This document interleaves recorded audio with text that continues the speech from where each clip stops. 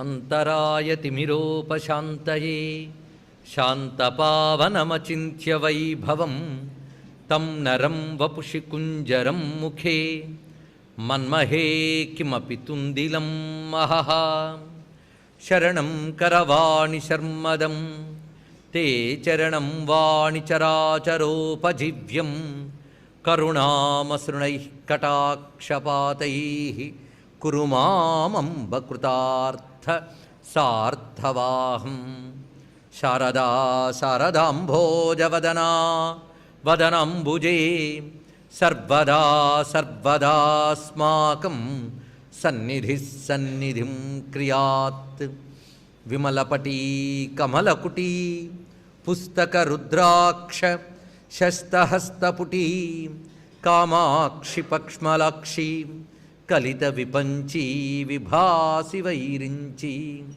वागर्थाविव सम्पृक्तौ वागर्थप्रतिपत्तये जगतः पितरौ वन्दे पार्वती परमेश्वरौ गुरवे सर्वलोकानां भिषजे भवरोगिणां निधये सर्वविद्यानां दक्षिणामूर्तये नमः। नारायणसमारम्भां व्यासशङ्करमध्यमाम् अस्मदाचार्यपर्यन्तां वन्दे गुरुपरम्परां नारायणं नमस्कृत्य नरं चैव नरोत्तमं देवीं सरस्वतीं व्यासं ततो जयमुदीरयेत्। यज्ञेश अच्युत गोविन्द माधव अनंत केशव कृष्ण विष्णु हृषीकेश वासुदेव नमोस्तुते। भजे श्रीचक्रमध्यस्थां दक्षिणोत्तरयोः सदा श्यामा वार्ताळि संसेव्यां भवानीं ललिताम्बिकां। शिवाय गुरवे नमः शिवाय गुरवे नमः शिवाय गुरवे नमः श्रीमात्रे नमः श्रीमात्रे नमः श्रीमात्रे नमः श्रीमात्रे नमः। श्री विष्णुरूपाय नमः शिवाय श्री विष्णुरूपाय नमः शिवाय श्री विष्णुरूपाय नमः शिवाय। अज्ञानां जाह्नवीतीर्थं विद्यातीर्थं विवेकिनां सर्वेषां सुखदं तीर्थं भारतीतीर्थमाश्रये। श्रीमाता श्रीमहाराज्ञी श्रीमत्सिंहासनेश्वरी श्रीमाता श्रीमहाराज्ञी श्रीमत्सिंहासनेश्वरी श्रीमाता श्रीमहाराज्ञी श्रीमत्सिंहासनेश्वरी। नमो महद्भ्यो ऋषिभ्यो गुरुभ्यो नमः। श्री शारदा चंद्रमौळीश्वराभ्यां नमः। श्रीमज्जगद्गुरवे नमः। జగదంబామయమైన సదస్సుకి సవనీయ నమస్సులు సమర్పణ చేసుకుంటూ వశిన్యాది వాగ్దేవతలు అమ్మ లలితా పరమేశ్వరి యొక్క అనుజ్ఞతో అనుగ్రహించిన లలితా సహస్రనామ స్తోత్రం హయగ్రీవస్వామి బోధించినటువంటి బ్రహ్మ విద్య నిన్నటి రోజున మహాలక్ష్మీ మృడప్రియ నామం వరకు మనం చెప్పుకోవడం జరిగింది. ఈ వరుసలో మనకి ప్రధానంగా మనోన్మని అనే నామం నిన్న మనకి లభించినది. మనోన్మని అనేటువంటిది మోక్షమునకు తీసుకువెళ్ళేటటువంటి పరాశక్తి అనేది ప్రధానంగా తీసుకోవాలి. అందుకు మన మనస్సుని ఉత్కృష్ట స్థితికి తీసుకువెళ్ళేది మనోన్మని. అందుకే ఆ నామాన్ని భావన చేస్తూ ఉంటేనే భావించే మనస్సు అమ్మతో తాదాత్మ్యం చెందుతుంది. అందుకు ప్రాపంచికమైన తాదాత్మ్యాన్ని వదిలి పరమాత్మతో తాదాత్మ్యం పొందే స్థితిని మనోన్మని అని అంటారు. ఆ మనోన్మని స్థితి పొందిన యోగుల విషయాన్ని మనం వివరించుకున్నాం. ఆ తర్వాత వచ్చిన నామమే మహేశ్వరి, మహాదేవి, మహాలక్ష్మీ, మృడప్రియ. ఇక్కడ మహానామములు మొదలవుతూ మధ్యలో మృడప్రియ అని ముగిసింది. ఇక్కడితో మనకి వనమాలా దుర్గా మంత్ర విశేషములు అయ్యాయని చెప్పుకున్నాం. అయితే ఇక్కడ గమనించవలసిన విషయం ఏంటంటే, ఫలానా మంత్ర విద్య ఫలానా నామాల్లో ఉందనడానికి ప్రమాణం ఏమిటి? అక్కడ స్పష్టంగా చెప్పారా వాళ్ళు? కొన్ని చోట్లయితే బీజాక్షములు ద్యోతకమవుతాయి, కొన్ని చోట్ల బీజాక్షరాలు కనబడవు. మరి ఎలా చెప్పగలం ఫలానా చోట దక్షిణామూర్తి మంత్రం ఉంది, ఫలానా చోట ఎలా ఉందని? ఏ ప్రమాణంతో చెప్పాం? ఏదో తోచినట్టు చెప్పామా అంటే, పరంపరలో ఉపాసకులైన వారు సిద్ధి పొంది ఫలానా నామాల్లో ఫలానా మంత్రములు ఉన్నాయని ఏవి ప్రమాణంగా చూపించారో వాటిని ఇక్కడ చెప్పడం జరుగుతుంది. కొన్ని చోట్ల బీజాక్షర రూపంలో ఉంటే, కొన్ని చోట్ల అర్థభావనతో ఉంటుంది. ఒక్కొక్క మంత్రానికి ఒక్కొక్క అర్థం ఉంటుంది, ఒక భావం ఉంటుంది. ఆ భావం ఆ అర్థం ఏ నామాల్లో కనబడతాయో ఆ నామాల్లో ఆ మంత్రం నిక్షిప్తం చేయబడింది అని మంత్రసిద్ధులైన వారు చూపించినదే మనం ఇక్కడ ప్రస్తావన చేసుకుంటున్నాం. కనుకనే ప్రతి చోట ఎలా బీజాక్షరాలను వెతకవలసిన అవసరం లేదు, అర్థస్ఫురణగా గ్రహించవలసింది. అలా ఇప్పుడు మనకి మహారూప నుంచి వచ్చేటువంటి నామములు మనకి అమ్మవారి యొక్క దేవీ మహాత్మ్యంలో చెప్పబడ్డ సప్తసతీ విశేషములన్నీ ఉన్నాయని, మీ 14 నామాల్లో ప్రత్యేకమైన శక్తి దాగి ఉన్నది. అదేమిటనేది దానికి దీనికి సమన్వయం ఆ నామాల దగ్గర చూద్దాం. మహారూప, మహాపూజ్య, మహాపాతక నాశిని.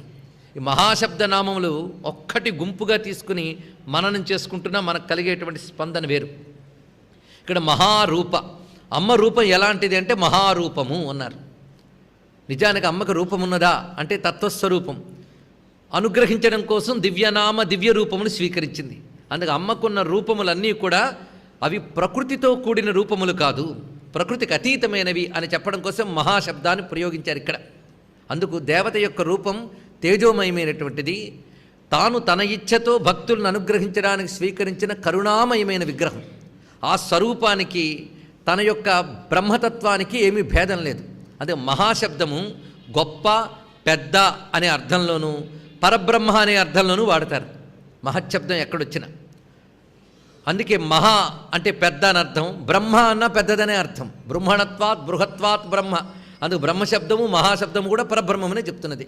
అందుకు అమ్మ ధరించినటువంటి రూపమున్నదే అది ఆ పరబ్రహ్మతత్వమే అని చెప్పడం కోసం మహారూప. అది గొప్ప రూపం. గొప్పది అంటే ఇతర రూపములకున్నటువంటి దోషములేవి లేవు గనక గొప్పది. పెద్దది, పెద్దది అంటే పరిమితులు నువ్వు పెట్టి చూడలేవు కనుక పెద్దది. కనుక పెద్దది, గొప్పది, పరబ్రహ్మస్వరూపము, 3 అమ్మవారి రూపానుకున్న విశేషం. పైగా మహాశబ్దం ఎప్పుడు వాడాలి అనే దానికి శాస్త్రంలో ఒక ప్రమాణం ఉన్నది. మహా అని దేన్ని అనాలి అంటే పురుషుడు, ప్రధానము, వ్యక్తము, కాలము, ఈ 4ంటికి అతీతంగా ఏదున్నదో దానికి మహాశబ్దం చెప్పాలట. చూడండి ఒక్కసారి చూద్దాం. పురుషుడు, ప్రధానము, వ్యక్తము, కాలము. పురుషుడు అన్నప్పుడు ఇక్కడ జీవుడు అని ఒక అర్థం. అదేవిధంగా సృష్టి చేయాలని సంకల్పించుకున్న పరమపురుషుడు. దాని తర్వాత వచ్చినటువంటిది ప్రధానము. ప్రధానం అంటే అవ్యక్తమైన ప్రకృతి, దాని నుంచి వచ్చింది వ్యక్తమైన ప్రకృతి. తర్వాత కాలం. అన్నీ దీనికి లోబడి ఉంటాయట. అందుకే పురుషుడు, ప్రధానము, వ్యక్తము, కాలము. ప్రధాన పురుషేశ్వర విష్ణు సహస్రంలో వస్తుంది ఇది ఇక్కడ. కనుకనే పురుష, ప్రధాన, వ్యక్త, కాలములు ప్రకృతికి సంబంధించినవి. ఇవన్నీ కూడా ఇవన్నీ అమ్మ రూపములే. కానీ అమ్మ యొక్క అసలు రూపము వీటికి అతీతముగా ఉన్నది కనుక మహాశబ్దం ఇక్కడ ఆ విధంగా గ్రహించవలసింది. అందుకు మహారూప. ఎంత పెద్దది అంటే అమ్మ రూపం. ఒక్కసారిగా విరాట్ విగ్రహ అన్నప్పుడు అమ్మ రూపం ఎంత ఊహించగలం మనం? ఆ విరాట్ స్వరూపము ఎంత పెద్దది మన లెక్క కందదు. అందుకే అమ్మవారు దేవతలందరి ప్రార్థన విని మహిషాసుర సంహారం కోసం ఒక్కసారి ఉద్భవించింది. ఆ కాంతిపుంజంలో ఉద్భవించినప్పుడు ఎలా ఉన్నది అంటే, సదదర్శ తతోదేవీం వ్యాప్తలోకత్రయాం త్విషా పాదాక్రాంత్యానతభువం కిరీటోల్లిఖితాంబరాం క్షోభితాశేష పాతాళాం ధనుర్జ్యానిస్వనేనతాం దిశోభుజ సహస్రేణ సమంతాద్వ్యాప్త సంస్థితాం అని వర్ణించింది ఇక్కడ సప్తశతి. అంటే ఒక్కసారి అమ్మ రూపం ఎలా ఉన్నదంటే, అమ్మ నుంచి వచ్చే తేజస్సుతో 3 లోకాలు వెలిగిపోతున్నాయట. అమ్మ యొక్క కిరీటం ఆకాశాన్ని రాసుకుంటోందట. అందుకే కిరీట ఉల్లిఖిత అంబరాం అన్నారు. అంటే ఆ స్వరూపం ఎంత ఉందో చూడండి. ఇక క్షోభితాశేష పాతాళ, ఆ పాదముల యొక్క బరువుకి పాతాళలోకం క్షోభపడుతున్నాయట. ఇక దిశో భుజ సహస్రాణం, వేల కొలది చేతులతో దిక్కులంతటా వ్యాపించి ఉన్నది. సమంతాద్ వ్యాప్య సంస్థితాం అన్నప్పుడు మహారూపమే కదా. అందుకు మహారూపం అనగానే ఇన్ని భావములు చేయాలి. మహాపూజ్య తర్వాత ఈ మహారూపము మహాపూజ్య, గొప్పగా పూజింపబడే తల్లి, గొప్ప వారి చేత పూజింపబడే తల్లి. ఎప్పుడైనా మనం ఎవరినైతే గొప్పవాళ్ళు అనుకుంటున్నామో వాళ్ళు కూడా ఎవరినైనా పూజించారనుకోండి, అప్పుడు వాళ్ళు ఇంకా గొప్పవారు అనిపిస్తారు. అందుకే మనందరికీ వందనీయులు ఎవరు? దేవతలు, ఋషులు. ఆ దేవతలు ఋషులు కూడా అమ్మవారిని ఆరాధన చేస్తారు. అందుకే వారందరి చేత పూజింపబడుతోంది కనుక మహాపూజ్య. పైగా వాళ్ళ పూజ ఎలా చేస్తారు? గొప్పగా పూజిస్తారట. గొప్పగా పూజించడానికి తగిన స్వరూపం అమ్మవారే. గొప్ప పూజ మనం చేయగలమా? వారే చేయగలరు. అందుకే త్యాగరాజ స్వామి వారు అంటారు రామచంద్రమూర్తితో, నే పొగడకుంటే నీకేమి కొదవో అన్నాడు ఆయన.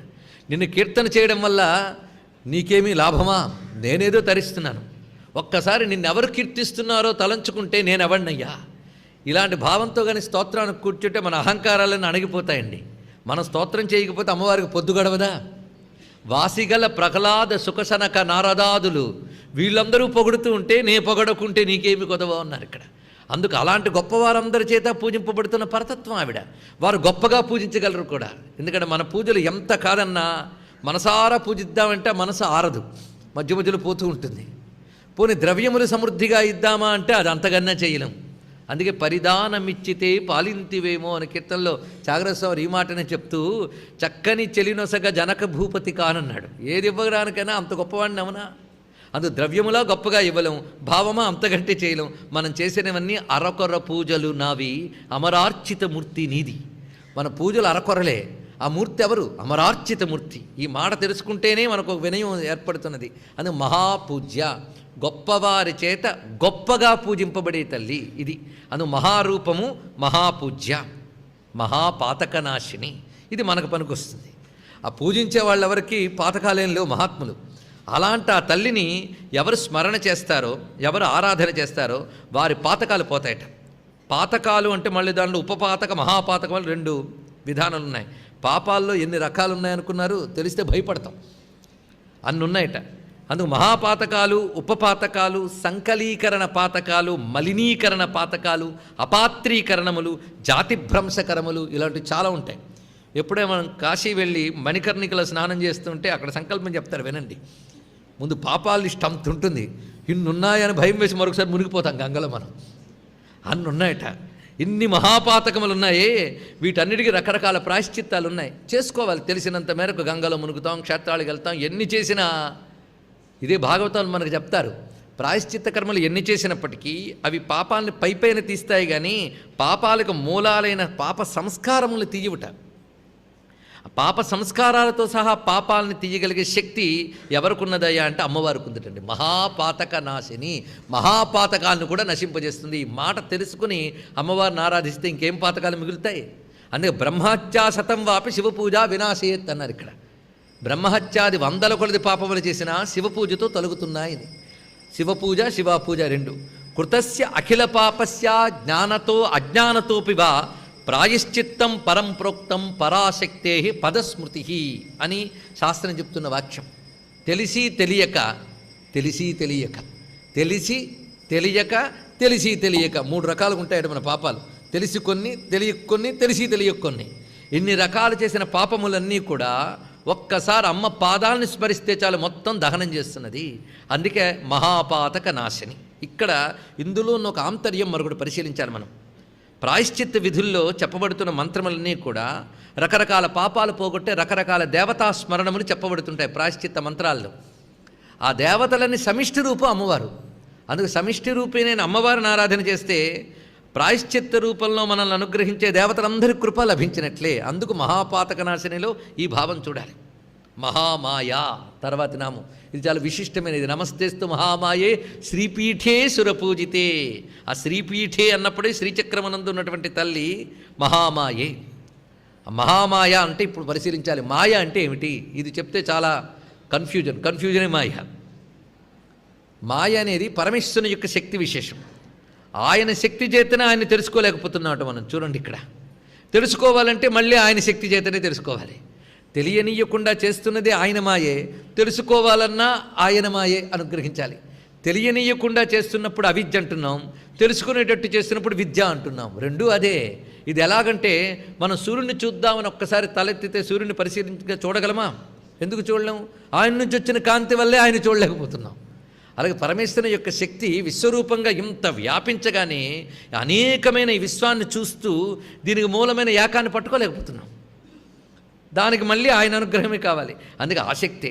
అందుకు మాయ గురించి ఇక్కడ వేదాంతుల మాయ, శాక్తేయుల మాయ, రకరకాల పేర్లున్న మాయా నిర్వచనములు ఇవన్నీ తెలుసుకుని అయోమయంలో పడే కంటే భక్తికి ఎంత అవసరమో అంత తెలుసుకుంటే, మాయా అంటే విచిత్ర కార్యకరీ శక్తి అన్నారు ఇక్కడ. పరమాత్మ చేసేటటువంటి విచిత్ర కార్యకరీ శక్తి. ఎందుకంటే సృష్టిని ఎలా చేస్తున్నాడని ఆలోచిస్తే మనకు ఆశ్చర్యం వేయదా? ఏమిటి రచన, ఏమిటి కల్పన, ఏమిటి సృష్టి స్థితి లయలు అనేది ఆశ్చర్యం వేయదు? అలాంటి ఆశ్చర్యకరమైన శక్తి ఆయనది. ఇలాంటి ఆశ్చర్యకరమైనటువంటి ఏ శక్తి ఉన్నదో ఆ శక్తినే మాయా అని అంటున్నాం. పరమేశ్వరుని యొక్క విచిత్ర కార్యకరీ శక్తి. అందుకే నానావిధ చిత్ర జగన్నిర్మాణ సామర్థ్య బుద్ధిరూప సమనియత గుణ బ్రహ్మశక్తి మాయా. ఇది నిర్వచనం చెప్పారు చూడండి ఇక్కడ. నానావిధ చిత్ర జగన్నిర్మాణ సామర్థ్య బుద్ధిరూప, నానా విధమైన చిత్ర జగత్తుని నిర్మించగలిగిన పరమేశ్వరుని యొక్క ఆ మాయ, అది లోకాన్ని సమనీయత గుణ, ఏది ఎక్కడ ఎలా నడపాలో చూసుకుంటున్నటువంటి శక్తి, అది బ్రహ్మశక్తి, పరమాత్మ యొక్క శక్తే. ఇది మహామాయ. నమస్తేస్తు మహామాయ. అంతేకాదు ఈ మాయ ఎంత గొప్పదంటే జయించేను అని గట్టిగా అంటే వెంటనే లాగేస్తుంది కిందకి. జయించేను అన్నా ఇంకా వాడికి మాయ ఉందని అర్థం. లేనిదాన్ని జయించడం ఏంటి? అది ఉందా లేదా అని నిర్వచించలేదు. మాయ అంటే అది ఉందా లేదా నిర్వచించలేం కనుక దాని పేరు మాయ అన్నాడు మహానుభావుడు. అందుకు జ్ఞానినామ విచేతాంసి దేవి భగవతి సా బలాదాకృష్య మోహాయ మహామాయ. అక్కడ చెప్పాడు మహామాయ ప్రయత్తి. ఇప్పుడు మీకు అర్థమై ఉంటుంది సప్తశతీ విద్యకి దీనికి ఉన్న సంబంధం. అందుకు మహామాయ ప్రయచ్చతి. ఇవిడు ఎలాంటి గొప్ప తల్లంటే జ్ఞానినామపి చేతాంసి, జ్ఞానుల యొక్క చిత్తాన్ని కూడా లాగ్గలదట. ఇక్కడ కొంచెం వ్యాఖ్యాతలు చాలా జాగ్రత్తగా చెప్పారండి. శాస్త్రం సుష్ఠుగా అధ్యయనం చేసేవాడికి ఇలాంటి సందేహాలు వస్తాయి. అదొకటి వచ్చింది బాధ. అందులో ఏం చెప్తాడంటే వేదాంతం అంటేనే జ్ఞానం కదా, జ్ఞానం తెలిసిన మహానుభావుడు మళ్ళీ మాయలో పడతాడా? ఇది పెద్ద ప్రశ్న. జ్ఞాన స్థితికి వెళ్ళిపోయిన వాడికి మళ్ళీ మాయ ఉంటుందా అంటే, ఇక్కడ వ్యాఖ్యాతలు ఏం చెప్పారంటే అపరోక్ష జ్ఞానము పొందిన వారికి మాయ లేదు, కానీ పరోక్ష జ్ఞానం ఉన్నవాళ్ళకి మాత్రం మాయ ఉంటుందయ్యా అన్నాడు ఇక్కడ. పరోక్ష జ్ఞానం అంటే శాస్త్రములన్నీ చదివి పరబ్రహ్మ అనగా ఏమిటి, లోకం అంటే ఏమిటి, మిథ్య అంటే ఏమిటి, సత్యం అంటే ఏమిటో తెలుసుకోవడాన్ని పరోక్ష జ్ఞానం అని అంటారు. ఇవి శాస్త్రజన్య జ్ఞానం. అది కూడా రాదండి అంత తేలిగ్గా. ఎందుకంటే శాస్త్రములు చదివినా శాస్త్రములు విన్నా స్పష్టంగా మనకి బ్రహ్మసత్య జగన్మిథ్య అనేది అర్థం అవ్వదు. ఒకవేళ అర్థమైతే దానికి పరోక్ష జ్ఞానము అని అంటారు. ఈ పరోక్ష జ్ఞానం వచ్చినప్పటికీ కూడా మాయ పక్కన పొంచి ఉంటుంది. ఎందుకంటే మాయ అనేక కర్మల రూపంలో వాటితో ఉంటుంది. అందుకు పరోక్ష జ్ఞానుల విషయంలోనే ఈ మాట తీసుకోవాలి. జ్ఞానినామపి చేతాంసి దేవి భగవతి సా అంటే పరోక్ష జ్ఞానం పొంది మహామహా తపస్సులై, మహాయోగులై, ఉపాసకులై, పెద్ద పెద్ద కబుర్లు చెప్తారే హఠయోగం ఈ యోగం అని, వీళ్ళందరినీ కలుపుకొని జ్ఞానులు అనగల అక్కడ. అలాంటి వాళ్ళని కూడా లాగేస్తుంది మాయ. చాలా జాగ్రత్తగా ఉండాలి సుమా. అందుకే మాయ విషయంలో అర్ఘ్యమిస్తూ సూర్యమండలంలో పరమాత్మను చూడగలిగిన జడభరతుడే మాయతో కింద పడ్డాడే, అది చూపిస్తున్నారు ఇక్కడ. అదే మహామాయ చాలా గట్టిది. అంతేకాదు మహామాయ చేసే పని ఏమిటో పురాణంలో అద్భుతంగా చూపిస్తున్నాడు. కాళీ పురాణంలో గర్భాంతజ్ఞాన సంపన్నం ప్రేరితం సూతమారుతై ఉత్పన్న జ్ఞానరహితం కురితేయా నిరంతరం. ఆ తల్లి దయ ఎంత గొప్పదంటే గర్భంలో ఉన్నప్పుడు శిశువుకి ఒక్కసారి ఈ దేహాదులు నేను కాను అని ఒక జ్ఞానం కలుగుతుందిటండి. సప్తమ మాసం వచ్చేటప్పటికు కలుగుతుందిట. అనేక శరీరాలు పొంది పొంది నేను ఇప్పుడు ఈ జఠరంలో పడ్డాను, ఈ జన్మలోనైనా నేను సార్థకంగా ఉంటాను అని బాధపడతాట. గర్భోపనిషత్తును ఉపనిషత్తులు ఈ విషయం ఉంది. దీని గురించి రమణ మహర్షుల వారు ఎక్కువ ఉటంకించేవారు. ఆ గర్భోపనిషత్తు తెలుసుకోవాలి మనం. ఎందుకంటే మనందరం ఆ స్థితిలో ఒకప్పుడు ఉన్నవాళ్ళమే, కానీ ఆ స్థితిలో ఉన్నామని కించిత్ కూడా జ్ఞాపకం లేదు మనకి. కానీ ఆ స్థితిలో ఉన్నప్పుడు మనకి ఇతర జన్మల జ్ఞానం అంతా కలుగుతుందిట. కలిగి ఈ జన్మైనా జాగ్రత్త చేసుకుంటాను, ఇకనైనా నేను మాయలో పడకుండా ఈ జన్మని సార్థకం చేసుకుని మోక్షం కోసం ప్రయత్నిస్తాను, అప్పుడు ఒట్లు పెడతాటండి. ఇది మనకి పిండోత్పత్తి ప్రకరణం అనే పేరుతో అనేక గ్రంథాల్లో కనబడుతుంది. భాగవతాది పురాణాల్లో కూడా ఇదే చెప్తాడు, గర్భోపనిషత్తు విషయమే. ఇంత జ్ఞానం కలిగిన వాడు ఆఖరికి నవమవాసం వచ్చేటప్పటికల్లా బయటకు వచ్చేస్తాడు పిల్లాడు. ఆ బయటికి రాగానే సూతి మారుతై అంటే ఆ గర్భంలో ఆ ప్రసవ సమయంలో వచ్చే గాలుల చేత బయట పడగానే ఇంత జ్ఞానం ఏమైపోతుందో మొత్తం పోతుందండి. మొత్తం పోయి మళ్ళీ ఈ దేహమేనే అనుకుంటాడు, ఇక్కడ తిరుగుతాడు, ఆ పొట్లు మర్చిపోతాడు, అప్పుడు వచ్చిన ఎరుకంతా మర్చిపోతాడు. ఈ జ్ఞానం అంతా మరిపింపజేసింది ఎవరు? అమ్మవారేట. ఆవిడ మహామాయ అన్నాడు ఇక్కడ. ఈ మాటేగా సప్తశతిలో మొట్టమొదటి ఇంట్రడక్షన్లో సుమేధ సురధునికి సమాధికి చెప్తాడు, ఈ మాయను అతిక్రమించలేమయ్యా, తెలిసినట్టే అనిపిస్తుంది కానీ అంత తేలిగ్గా తెలియదు, అది లాగుతూ ఉంటుంది. ఎందుకయ్యా అంటే మళ్ళీ భారతంలో అనుబంధం పెట్టుకోవాలని, సర్గస్య రక్షణార్థాయ తస్మై మోహాత్మనే నమః. ప్రపంచం నడవాలంటే ఉండాల్సింది ఈ మాయ. అంతేగాను తల్లికి పిల్లాడు కలగగానే అమ్మా నీకు పిల్లాడు కలిగాడంటే ఎవరికి పిల్లాడు ఏమవుతాడు అన్నా అనుకోని పిల్లాడు బతుకేమవుతుంది. అందుకే ఆ పిల్లాడు నావాడు, నా రక్తం బతుకు పుట్టాడు, వీడిని ప్రేమగా చూడాలని తల్లికి అనిపించిందా లేదా? నిన్న మొన్నటి వరకు ఏ అనుబంధం లేనిది వాడే ప్రపంచం అనుకుంటోంది అంటే అది మాయ కాకపోతే ఏంటండి? ఇప్పుడు చూస్తే మాయ యొక్క పాజిటివిటీ ఎంత అర్థం చేసుకోవాలి. ప్రపంచం నడవడం కోసం అవసరమే, అది తెలుసుకోవాల్సింది. అవసరమే. సర్గస్య రక్షణ ఎంతవరకు అవసరం అంతవరకు ఉండాలి. మళ్ళీ ఎప్పుడు అవసరం లేదనేది ఎవరికి నిర్ణయిస్తారు? నువ్వా? అది కూడా మన చేతిలో లేదు. నీకు ఎప్పుడు అక్కర్లేదో ఎప్పుడు కావాలో ఆవిడికి తెలుసని నీకు తెలిస్తే మాయను తొలగించుకోవాలని ప్రయత్నం లేదు, ఉంచుకోవాలని ప్రయత్నం లేదు. ఉందో లేదో తెలియని దాన్ని ఉంచాలా లేదా అని సమస్య ఇంకెందుకండి అది. ఇక్కడ ఆవిడని ఆశ్రయించు, ఆవిడే మహామాయాన్ని పట్టుకో, ఆవిడ చూసుకుంటుంది. అదే ఉపదేశించాడు సురధుడికి సమాధికి. నేను 1,00,000 ఉపదేశాలు చెప్పినా మీకు అర్థం కాదు, మీకు ఒకటే చెప్తా, ఆవిడని పట్టుకోండి నేను చెప్తా. ఆవిడే ఉంచితే ఉంచుతుంది, తీసేస్తే తీస్తుంది. ఏదైనా ఉంచినప్పుడు ప్రమాదం కలిగించదు, ప్రమాదం లేకుండా తీసేస్తుంది. ఆవిడని ఆశ్రయిస్తే ఆ పని చెయ్యు. అదే కదా సప్తశతి యొక్క సారాంశం. అందుకే అది అర్థం చేసుకోవడానికి మహామాయ ఇది నామం. అందుకే మహామాయాయై నమః అని నమస్కారం చేసుకుని, ఇప్పుడు ఎంత మాయ అంటే మాయావినాభిపు మాయాకారిత్వాత్ మహామాయ. మాయావులు అనుకున్న వాళ్ళని కూడా మాయ చేయగలదు ఇది. చూడండి, బ్రహ్మగారు కృష్ణ పరమాత్మని మాయ చేయాలనుకుని వాళ్ళందరినీ దాచిపెట్టాడు, గోవుల్ని గోపకుల్ని. అది బ్రహ్మమాయ. ఆ పైనుంది విష్ణుమాయ, అది ఆవిడ. అందుకు పెద్ద పెద్ద మాయావులు వాళ్ళనే తిప్పగలుగుతాడు పక్కన. అందుకు ఈవిడ మహామాయ. ఆ తల్లికి నమస్కారం చేసుకోవాలి. ఇలాగా మమ మాయా దురత్యయ అని గీతలో చెప్పినట్లుగా దైవీయేషా గుణమయి మమ మాయా దురత్యయ. నిజానికి ఆ శ్లోకం ఉందండి భగవద్గీతలో, ఎంత రమ్యంగా చెప్పాడు మహానుభావుడు. అయ్యా గుణమయమైనటువంటి నా మాయ, ఆయన మాయ అంటే ఆయన శక్తేగా, పరమాత్మ యొక్క శక్తే కదా, దాంతోనే ప్రపంచం నడుపుతున్నాడు. ఇది మహా కష్టమయ్యా దాటడం అన్నాడు. మొదటి వాక్యంలో దాటడం మహా కష్టమని భయపెట్టాడు. వెంటనే కిందటి వాక్యంలో దిగ్గానే మామేవయే ప్రపంచంతే మాయామేతాంతరంతితే. దాటలేని మాయని నన్ను ఆశ్రయించిన వాడు దాటతాడు అన్నాడు. కనుక మనం చేయాల్సిన పని ఏమిటి? ఆశ్రయించడం. ప్రపంచంతే, ప్రపత్తి, అదొక్కడ తప్ప మరొకట్లేదు. అందుకే మహామాయని దాటాలంటే ఆవిడ కాళ్ళే పట్టుకోవాలి.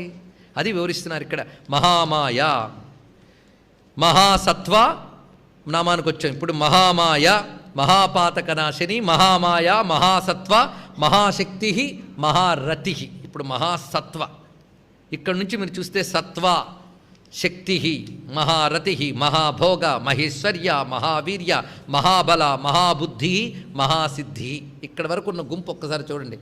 ఇందులో శక్తి, రతి, భోగము, సత్వము, బుద్ధి, బలము, ఐశ్వర్యము, వీర్యము, ఇవి మనం చూస్తూ ఉంటే ఇవి లోకంలో కనబడుతూనే ఉన్నాయి అందరికీ. శక్తి లేనిది ఎవరికి ఉంది. అలాగే బుద్ధిమంతులు చాలామంది కనబడుతున్నారు. బుద్ధిమంతులు అంటే తెలివైన వాళ్ళు. ఎంతమంది తెలివైన వాళ్ళు ఉన్నారంటే జీనియస్లు, ఇంటలెక్ట్స్, ఇలా ఒక్కడు చెప్తూ ఉంటాం కదా, ఇంటలెక్చువల్స్, వీళ్ళందరూ మేధావులేగా. మరి ఇవన్నీ కూడా బుద్ధులు, శక్తులు ఎవరికిలో? మరి అమ్మవారిని మహాబుద్ధి, మహాశక్తిని చెప్పడం ఏంటి? ఇక్కడ ఈ మహాసత్వ నుంచి మనం పరిశీలించవలసిన ఒక విషయం ఉన్నది. ఇది కొంచెం ప్రయత్నిద్దాం. ఇక్కడ చూపిస్తున్నది ఒక కలెక్టివ్ ఫోర్స్. ఇది అర్థం చేసుకోవాలి. సమూహ శక్తి అనేటువంటిది ప్రపంచంలో అన్నీ ఉన్నాయి. అమ్మవారికి ఏం వర్ణిస్తున్నామో అన్నీ ప్రపంచంలో ఉన్నాయి. కానీ ఇవన్నీ విడివిడిగా మనకు కనబడుతూ ఉన్నాయి. ఒకళ్ళలో ఒక రకమైన బుద్ధి ఉంటుంది, ఇంకోళ్ళలో మరొక రకమైన బుద్ధి. ఒకటిది భౌతిక శాస్త్రంలో బుద్ధి, మరొకటి కళల్లో బుద్ధి. ఆ కళల్లో కూడా ఒకటి సంగీతంలో, ఇంకోటికి శిల్పంలో, ఇంకోటికి నాట్యంలో. ఒక్కొక్కరికి ఒక్కొక్క బుద్ధిశక్తి ప్రకాశిస్తూ ఉంటుంది. అప్పుడు వాడు మనకి శరణ్యం అవుతున్నాడు. ఏది అవసరం వస్తే వాడిని వెళ్ళి అడుగుతున్నాం. అక్కడ ఆ బుద్ధిశక్తిగా అమ్మవారు ఉన్నారు కనుకనే మనకు పనికొస్తుంది. నిన్ననే చెప్పుకున్నాం, సృష్టిలో ఏది గొప్పదో, ఏది మనకు మేలు చేస్తుందో అది అమ్మవారు అని చెప్పుకున్నప్పుడు, సృష్టిలో ఎక్కడ ఏ గొప్పతనం కనబడ్డా అది అమ్మవారి యొక్క స్వరూపమే. అదే మనకు రుద్రంలో కులాలేభ్య కర్మారేభ్యశ్చ భో నమః అని చూపిస్తున్నాడు. కుమ్మరివాడు చూడండి, కమ్మరివాడుని చూడండి, వాళ్ళ పనులు మనం చూస్తూ ఉంటే ఆ మేధాశక్తికి నమస్కరించద్దు. ఆ బుద్ధిశక్తి ఎవరు? ఈశ్వరుడే. అదిగా చదువుతున్నాం రుద్రంలో. కుమ్మరి వాళ్ళ రూపంలో ఉన్నవాడు, కమ్మరి వాళ్ళ రూపంలో ఉన్నాడు, వేటగాళ్ళ రూపంలో ఉన్నాడు. బుద్ధిశక్తులే కావా? కానీ ఇవన్నీ బుద్ధులు. అయితే మనం ఏం చేస్తున్నామంటే ఈ బుద్ధుల్ని అక్కడెక్కడ పరిమితంగా చూస్తున్నాం. కానీ ఇన్ని బుద్ధులకి మూలమైన బుద్ధి ఎవరిది? ఆవిడిస్తేనే కదా వీళ్ళకి వచ్చింది. కనుక మనకి గొట్టాల్లోంచి నీళ్లు వస్తున్నాయి, ఎక్కడెక్కడ పైప్స్లోంచి. ఈ గదిలో ఒక పైపు, ఆ గదిలో ఒక పైపు, ఈ పైపులో నీళ్ళు, ఆ పైపులో నీళ్ళు అంటున్నాం. ఇన్ని పైపుల నీళ్ళకి ఒకటే ట్యాంక్ మూలం.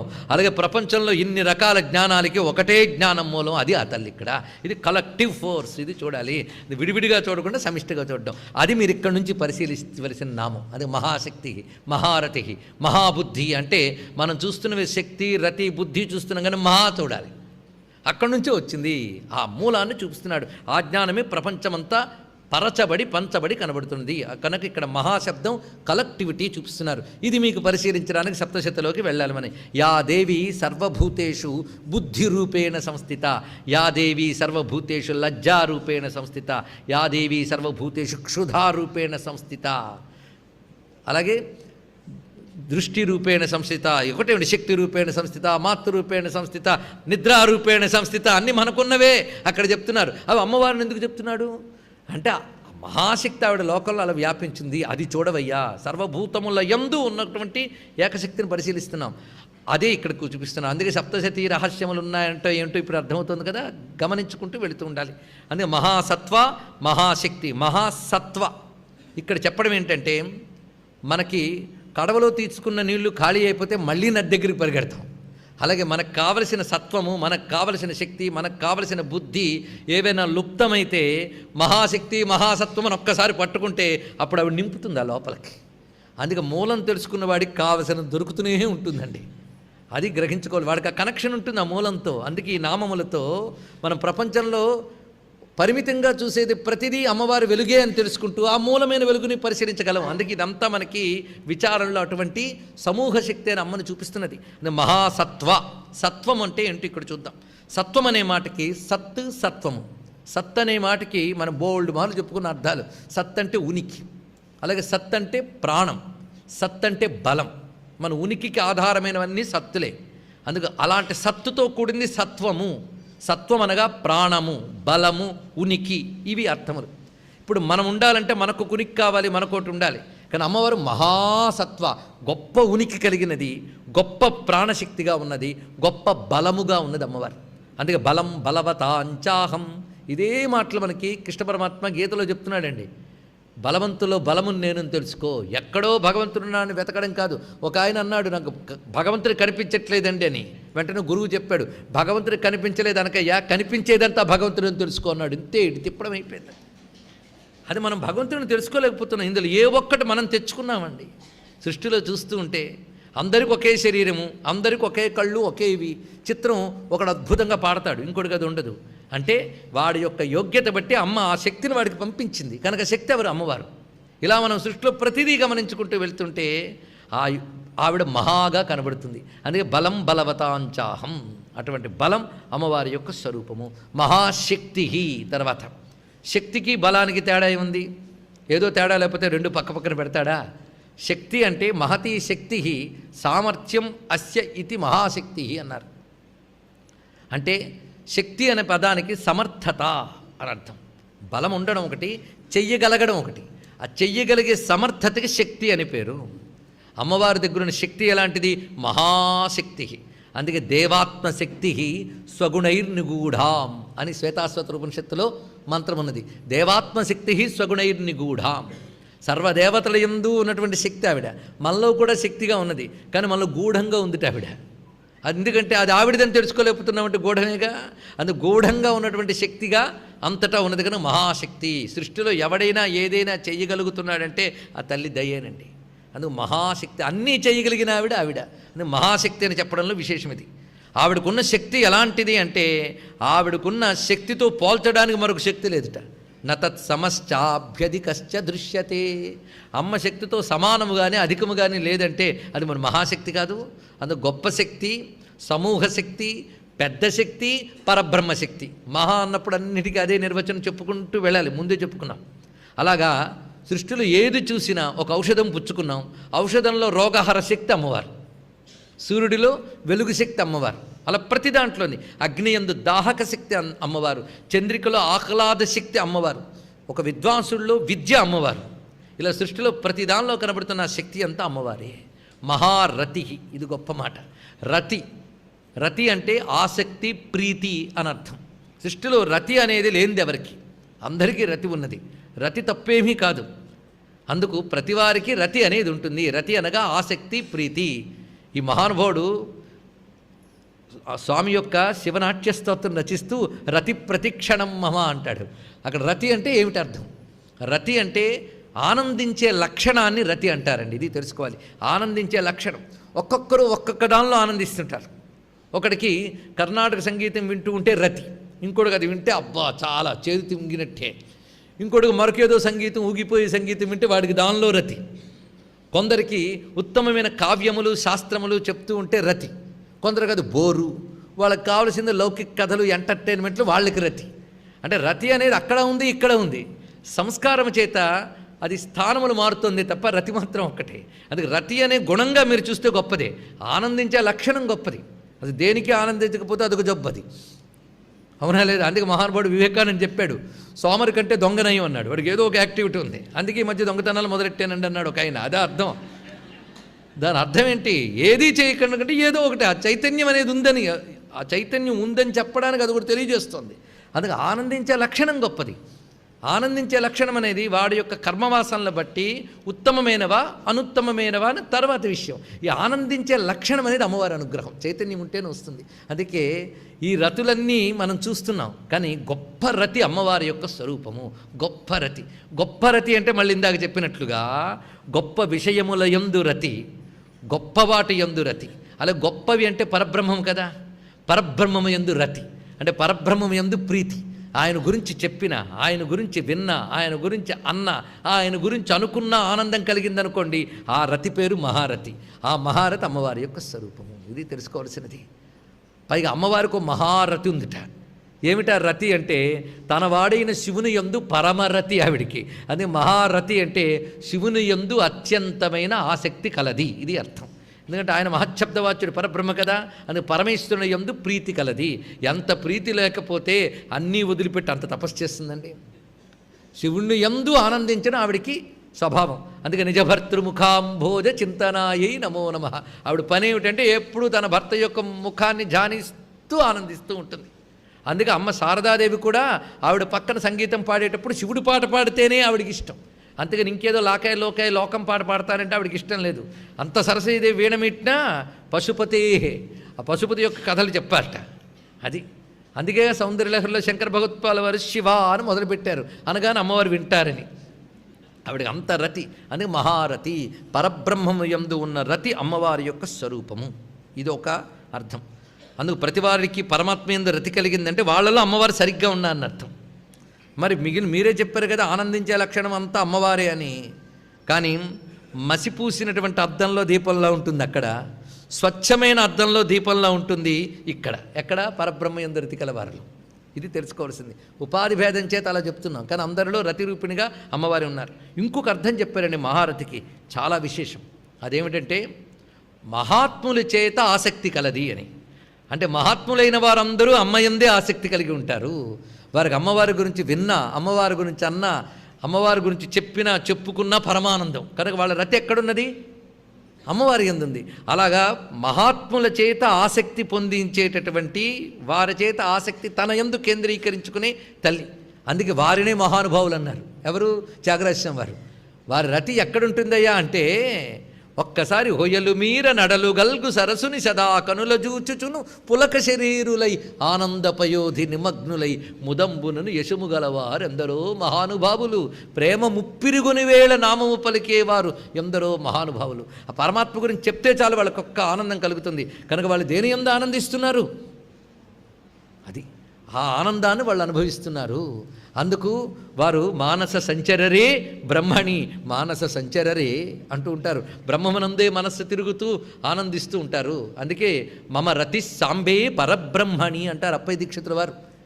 నా రతి ఎక్కడుండాలి?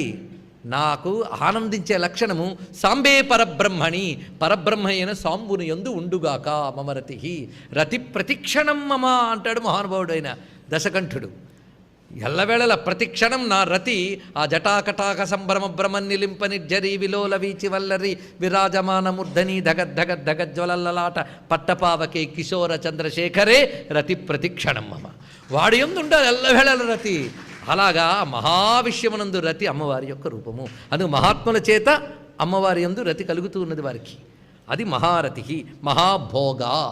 గొప్ప మాట. గొప్ప భోగము కలది. భోగం అనగా అనుభవము.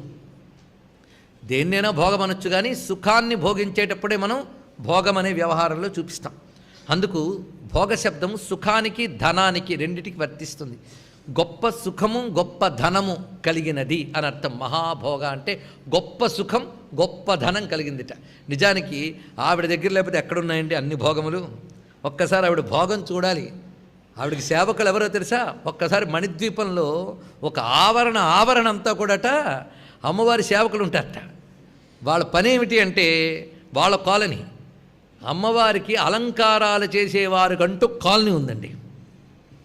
వాళ్ళు అనంగ కుసుమ, అనంగ మేఖల, వీళ్ళ పని ఏమిటంటే అమ్మవారిని అలంకరించిన వాళ్ళు.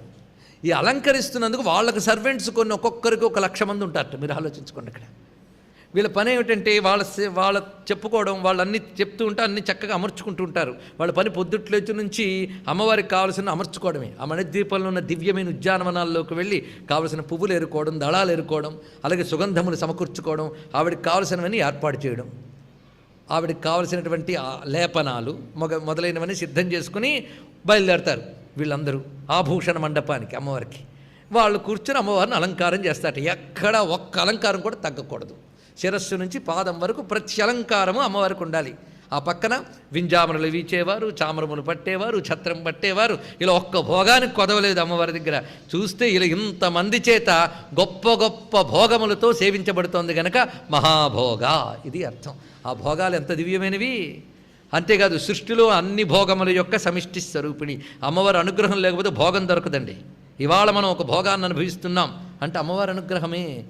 ఎంతమంది ఎండలో నడిచి వాహనాలు దొరక్క తిరుగుతుంటే మనం ఇవాళ చల్లగా ఒక కారులో కూర్చొని తిరుగుతున్నాము అంటే అది అమ్మవారి అనుగ్రహం. భోగాలు తప్పేం కాదు. ధర్మబద్ధమైన భోగం నువ్వు యాచించి పాపం చేయకుండా దొరికే భోగం అనుభవించవచ్చు. అది నీవు అమ్మవారి అనుగ్రహంగా అనుభవించంతే. అది అనుభవిస్తున్నంతసేపు అమ్మవారి ప్రసాదం అనుకో. ఇలాగా ఆ తల్లి దయ ఉంటేనే ఈ భోగములన్నీ లభిస్తాయి. ఒక మంచి శయ్య దొరికిందన్నా, ఒక మంచి ఇల్లు దొరికిందన్నా, ఒక వస్త్రం దొరికిందన్నా అది అమ్మ దయ. ఆ దయ వల్ల ఇవన్నీ లభిస్తున్నాయి. అందుకే సృష్టిలో కొందరికి అవి లేవు, కొందరికి ఉన్నాయి. ఎందుకు? వారు చేసుకున్నటువంటి పవిత్రమైన పుణ్యకర్మల ఫలంగా అమ్మవారు వారికి ఆ భోగాన్ని ఇస్తున్నారు. అందుకు ఆ తల్లి ప్రసాదం అని ఎవడైతే భావిస్తాడో వాడికి ఆ భోగాలు ఎప్పుడు కూడా ఆనందాన్ని కలిగిస్తాయి. ఇది భోగ, మహాభోగ శబ్దానికి చెప్పుకున్న అర్థం. మహేశ్వర్య, గొప్ప ఐశ్వర్యములు కలది. ఇంకా అమ్మవారి ఐశ్వర్యాన్ని గురించి చెప్పాలండి. ఆ మణిద్వీపంలో ఆవిడ ఇల్లే చింతామణి గృహములు, ఇంకా ద్వీపమే మణిద్వీపం. అందులో ఇసుకరేణు దొరికితే చాలు మనం ఎన్ని నగల నటనలు చేయించుకోవచ్చు. అంత మణుల ద్వీపం అది. అలాంటి మణిద్వీపవాసిని ఆవిడ ఐశ్వర్యాలకు కొదమేమిటి? ప్రపంచంలో సర్వ ఐశ్వర్యములు ఆవిడివే. అందుకు ఐశ్వర్య శబ్దానికి 2 అర్థములు ఉన్నాయి. ఒకటి విభూతులు, ఇంకొకటి ఈశ్వరత్వం. విభూతులు అంటే సంపదలు మొదలైనవి. అలాగే ఈశ్వరత్వము అంటే అధికారం. మహా ఐశ్వర్యం అంటే గొప్ప అధికారము కలది. ఈశ్వరస్య భావం ఐశ్వర్యం, అధికారము కలిగినది అని అర్థం. ఇప్పుడు ఆవిడకున్న అధికారాల గురించి చెప్పాలా? ఈశ్వరులకు కూడా ఈశ్వరి, అటువంటి తల్లి. అందుకే గొప్ప ఈశ్వరి. అలాగే ఆవిడకున్న ఐశ్వర్యముల కొదవలేవు. ఆవిడ అనుగ్రహం ఉంటే మనకు అష్టైశ్వర్యాలు వస్తున్నాయి. అష్టైశ్వర్యాలు ఇష్ట సంపదలు అని అంటూ ఉంటాం. అష్టైశ్వర్యం అంటే దాసులు, అలాగే భృత్యులు. దాసులు అంటే ఎప్పటికప్పుడు మన పని చేసి పెట్టేవాళ్ళు దాసులు. భృత్యులు అంటే మనం ఇచ్చే డబ్బుకి పనిచేసేవాళ్ళు భృత్యులు. అలాగే సుతులు, బంధువులు, వస్తువులు, వాహనాలు, ధనాలు, ధాన్యాలు, ఇవి అష్టైశ్వర్యములు. ఇవి ఆవిడ దయ ఉంటే అందరికీ లభిస్తున్నాయి. అసలు వాటన్నిటి యందు ఆవిడ ఉంది. మహేశ్వర్య. ఈ నామాలు అనుసంధానిస్తూ ఉంటే మన చుట్టూ ఉన్న ఐశ్వర్యాలు అమ్మగా కనబడతాయండి. అది కావలసింది. మహేశ్వర్య. అంతేకాదు మహేశ్వర్యం అంటే మరొక అర్థం చూడండి. 2 చూపిస్తున్నాడు. ఐశ్వర్యముల్లో మహేశ్వర్యం అనేది దేన్ని అనాలి? మహాశబ్దం చెప్పేటప్పుడు చూడాలి. మామూలు ఐశ్వర్యములు అంటే కర్మ పరిమిత కాల భోజ్యాని అన్నాడు. చాలా గొప్ప విశేషం చూడండి. కర్మ పరిమిత కాల భోజ్యాని. కర్మ పరిమిత కాలభోజ్యము అంటే ఇదివరకు నువ్వు చేసుకున్న కర్మల బట్టి నీకు ఇప్పుడు ఐశ్వర్యం వచ్చింది. అది ఎంతవరకు ఉంటుంది? ఆ కర్మ వేగం ఎంతవరకు ఉంటుందో అంతవరకు ఉంటుంది, అంతే కదా.